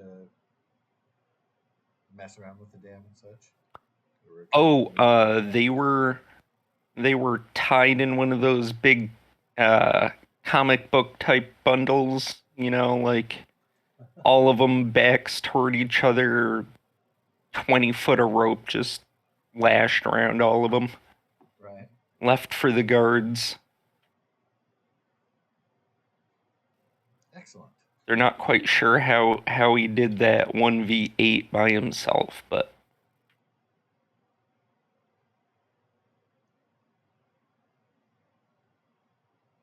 We'll take it. Awesome. And I also got a 6, but I don't want a 6 because we already had a 6. Right. We should, unless you want to retell that story in a different way. I got a Another 5. 5. All right. So one night, Ispin shared a campfire with a befuddled old man who disappeared before dawn, never to be seen again. Ispin always remembered the strange advice the traveler offered. Go ahead with that. Yep. There's this old man. We were sitting at the fire there, and Ispin would always tell me, every time he came into my hospital there, that every day is always sunny. Sometimes the clouds get in the way. So, even though, it might be a dark day because a friend died, it's a happy one too because we know he's gone on to a better place. Aw. All Should I roll now? Should I roll my d6? right. Yes, please do. And as you are getting ready to take the stage, there's somebody who's been kind of scoffing and sneering a little bit as people are kind of telling the stories. After Jacques talks about the old man, like, oh, there he goes on again about that old man. It's always sunny somewhere. Kind of trails off. And you see what appears to be pretty well dressed above the common rabble. Overweight, sneering look. And, Of course. just kind of seems to be, he's like the only person in the place who's not enjoying himself, who's not necessarily being respectful of the event in the morning. And you notice as the drinking goes on and the stories go on, it gets a little bit more abrasive and a little bit louder. Were these supposed to be tall tales about Ispin or real stories about Ispin? So you're not even sure if all the stories you know, or if you were a part of, really did happen or not. So Gotcha. it all comes with any level that you're comfortable going with, and the more outrageous you'll tell it, the more it will kind of invoke Ispin's way. So Okay. embellishments are encouraged Perfect. and kind of fall in the mode. Excellent. Okay. So Arno with a 3. Now, this would, of course, would have been recently overheard, perhaps on the way on the cart, something like that, since, of course, you're not from here. There are plenty of people who are sharing tales in town and stuff, so you're welcome to jump in with your favorite. Well, yeah, I mean, Number 3. yeah. We have, the Lord of Palanthus ordered Ispin arrested after the adventurer shaved the Lord's twin Salamnic poodles, but Ispin talked his way out of it by doing what? You see, the only reason why Ispin had to shave the Lord's poodles was because they were able to escape the castle and they got lost out into like the Forbidden Forest, where they just ran through all this muck and their hair was knotted and just dirt and grime, and there was things that got mangled in their fur. And if I remember, his poodles were kind of weird, like they had 6 legs, I think, and like a third eye somewhere on its head.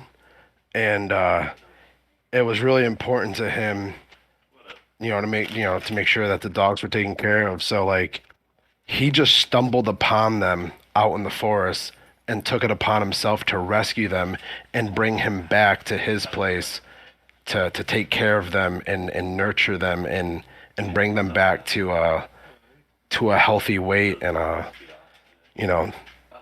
basically he brought them back alive again from the brink of death.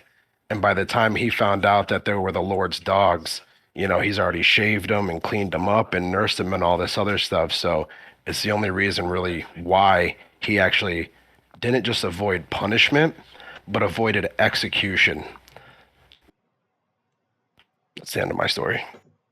And a lot of people, of course, are laughing, and a couple tears come up when they recognize his nature and rescuing, of course, the animal in distress. Petunia, you of course know that Ispen loved animals, and he was the type who would risk limb and life for a pet as much as a person. So everybody, even if you're not especially social, kind of feel that same endearment in the sharing of that. For Brunhilde, for 3 days, a trireme crewed by Minotaur pirates had been chasing Ispen's ship across the blood sea of Istar. When finally, what happened? So is this large, well-dressed person still making a scene? Oh yeah, absolutely. After Arno was done and before you're coming up, he's like, "Of course, they're gonna talk about the fucking dogs again. Every time in this place. It just never gets old. These people just don't shut up about it." Wait. Before Arno gets off stage, does he say that? And do I hear Oh it? yeah, Do I hear it? you absolutely hear it. Oh, 100%. Yeah. It's pretty much as you're wrapping up at the end, it kind of transitions into him talking smack. Like you're done, you get some applause. Some people who like were threatened by your appearance now see that you're touched by this story as well, and you're welcomed in by the villagers despite being big and green and scary. And a very touching moment and a favorite story. And this guy just crapped all over it right at the end. Yeah, Arno's gonna pause and he's gonna look over to this man and he's gonna point at him and just say, aloud and genuinely, if you don't like the stories you're hearing about this great man being at his funeral, this is his time, then I suggest you leave. All right. And Arno just kind of stares at him I presume that that's being done via out loud. intimidation. Like, I'm just saying it out loud. Okay. Yeah, go ahead and make an intimidation check, please. Oh, okay, yeah. I thought you said something different. No. Oh, wait. Did that roll a D? Okay, no. For some reason, a D6 rolled for me, not a D20. Weird. Oh, says you got Oh, no, 15 that here. was I'll take it. yeah, I'm seeing. Only got a +1, so. 15. I'll take a 15 all day, baby.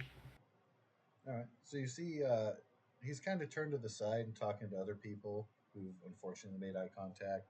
And when you say that, he starts to turn and starts to be talking smack and sees who's doing the talking. Kind of looks you up and down, realizes that you're not joking. You're like, nobody can take a joke here. And he kind of snaps his fingers. You see another well dressed person who has the same punchable face that he does. You can only assume is his unfortunate crotch god. And as soon as he says nobody knows how to take a joke, Arno's going to say, I do know the difference between a joke and an asshole, and this isn't the place to be making these kind of jokes, so you're just being an asshole. Well, he gets pretty sheepish and gestures for his kid to kind of follow him out, and still muttering, but not to where it can be heard. It looks like they want to kind of get out of there before they get beat up. And then I'll muster under my Because breath. you've just made a lot of new friends. I'll muster under my breath. Don't mistake my looks for not, don't mistake my dumb looks for not having common sense. Yeah.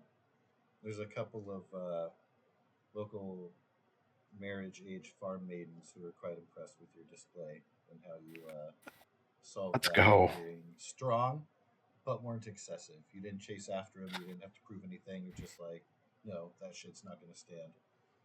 So you've made friends. You've made quite an impression here. Let's go. And everybody who spoke up and shared a story.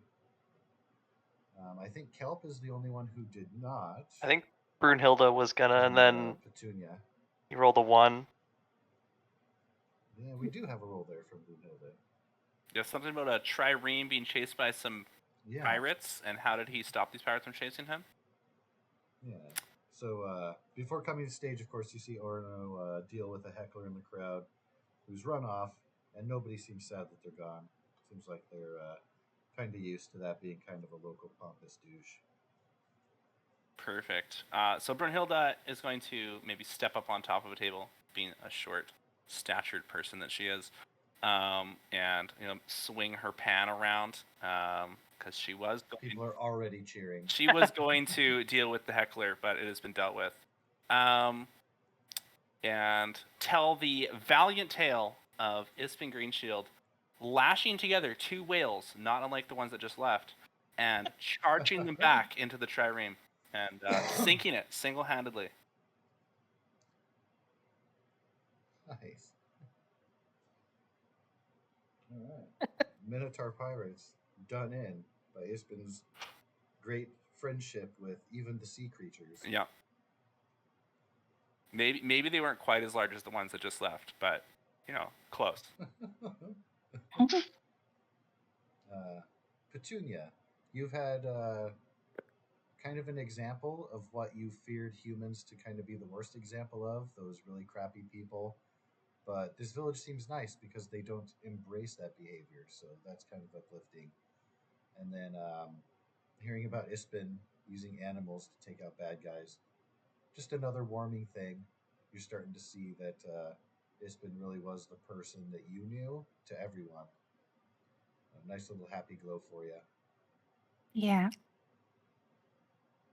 You've never believed that he could control whales, um, but he told you that, and it didn't sound like he was lying. He seemed to believe it. But you know animals, so you're pretty sure he did no such thing.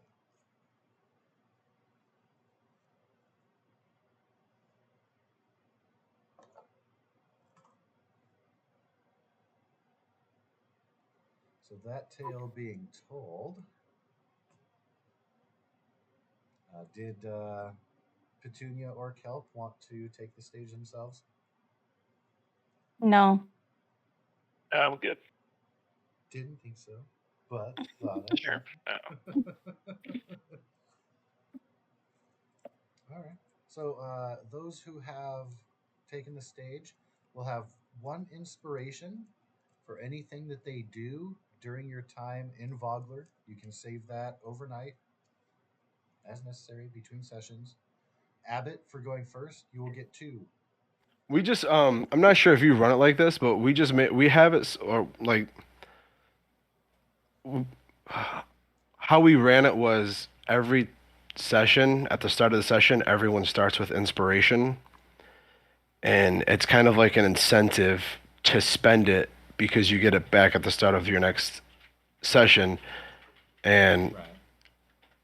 it's nice though if you could also pull something cool out of your ass even after spending it, get it back and use it again or whatnot. But it's I feel like it's a little bit harder to gain that reward. Certainly sounds as such. I usually don't do a starting inspiration, just because we have like the goals and stuff that help. That's also people true. I have fucking fun. forgot. But if the group likes to do that and have that be a thing, I'm not against No. it. I'm not I panicking or anything. I actually think because of all the goals we have to get inspiration back, and then getting inspiration back through, great role play or getting people, the whole party or the whole table to laugh or whatnot is more than Right. enough. And the Yeah, other like, campaigns, we didn't have, 6 goals that we could complete throughout a day to replenish our inspiration. What's inspiration for? So you know how Brunhilde rolled like 3 ones in a row? Yeah.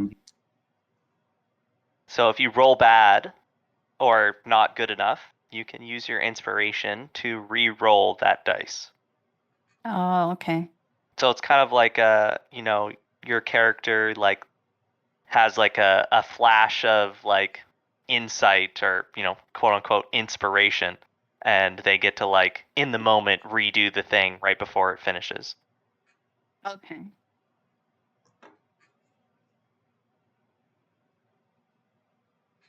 Yeah.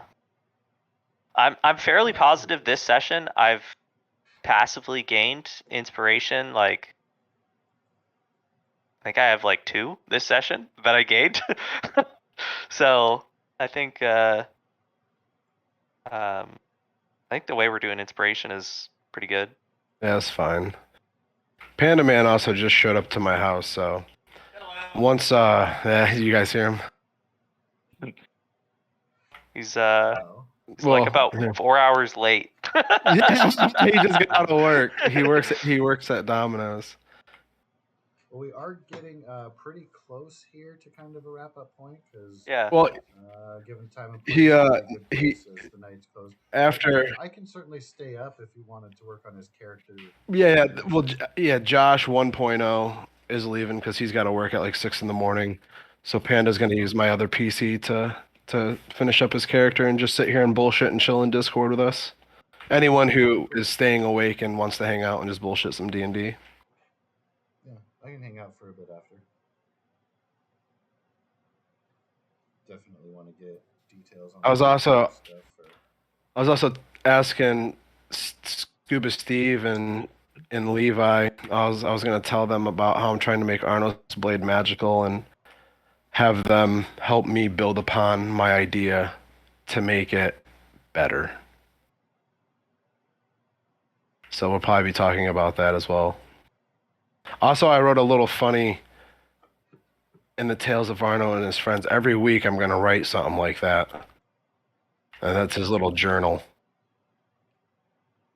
Definitely be checking that out. So I guess I as a like player journals. group decision, are we saving inspiration across sessions, or are we just you have one and then you use it and then regain it and you can only have one stored kind of thing?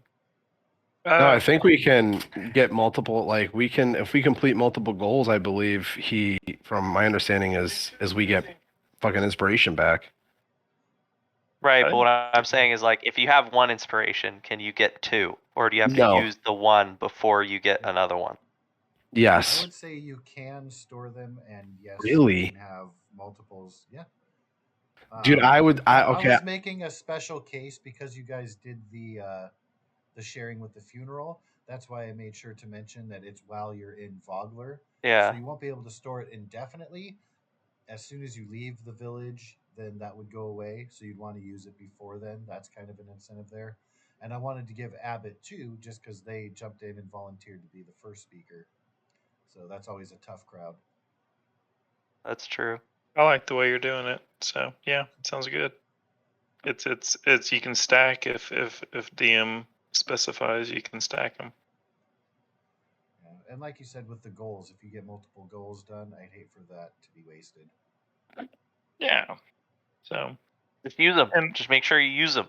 and if it gets out of hand, then the DM can change the rules. No, I have no problem with that as well. Yeah, I agree. Do we want to call it here or quick wrap up? Yeah. Or Yeah, quick wrap up. I need to get to bed. Okay. So, with the finishing of the stories, of course, there are a couple of members who were wearing the armbands you're able to kind of get an eye on. One of them was Cudgel, who was the dwarf that you saw. Very self important, very good natured leader of the mercenaries known as the Ironclad Regiment.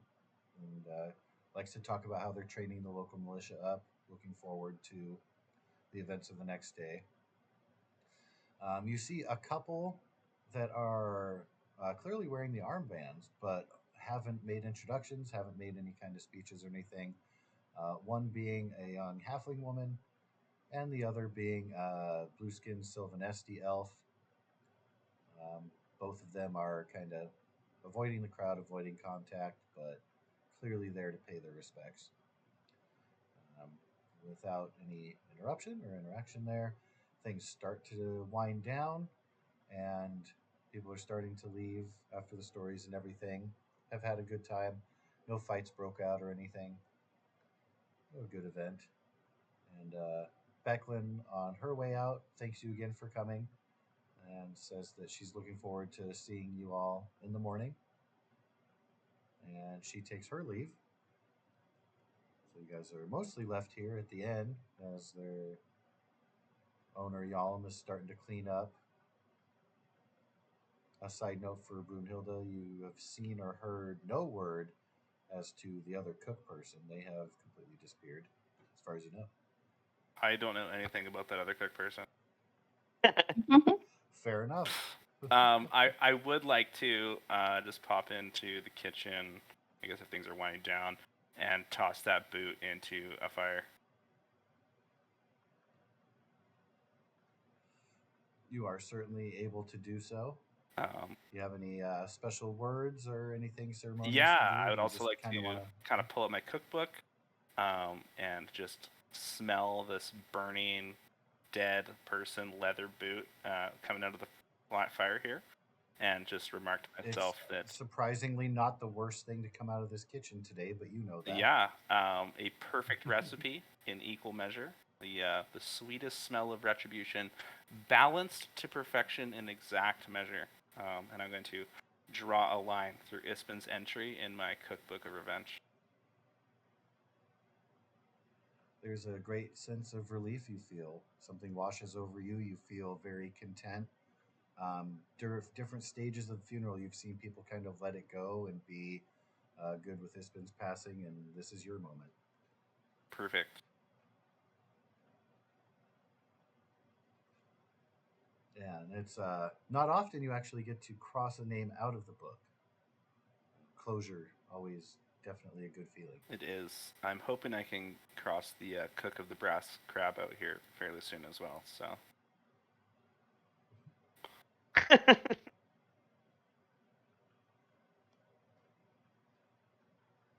But yeah, All right.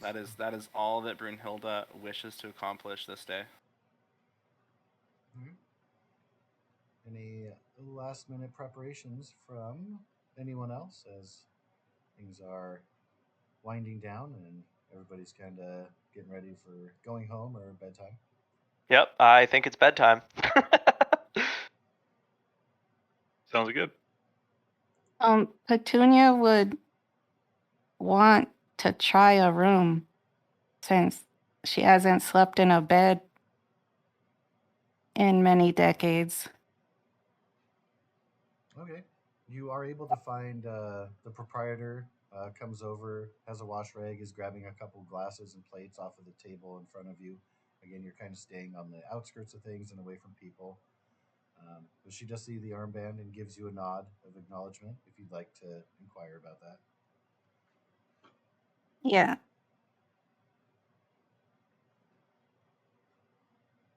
All right. She kind of matches your demeanor and tone and very quietly says, "Well, of course, dear. I've got a room down here. I'll get you away from the other people. Go ahead and take the one over here on the north side. The south side is where most of the other guests are staying. It'll be quieter over there." I put my hands together as like a thank you, but I don't say anything.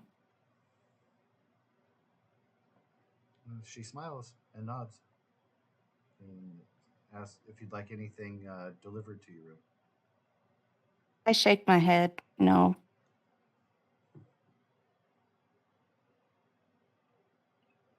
All right.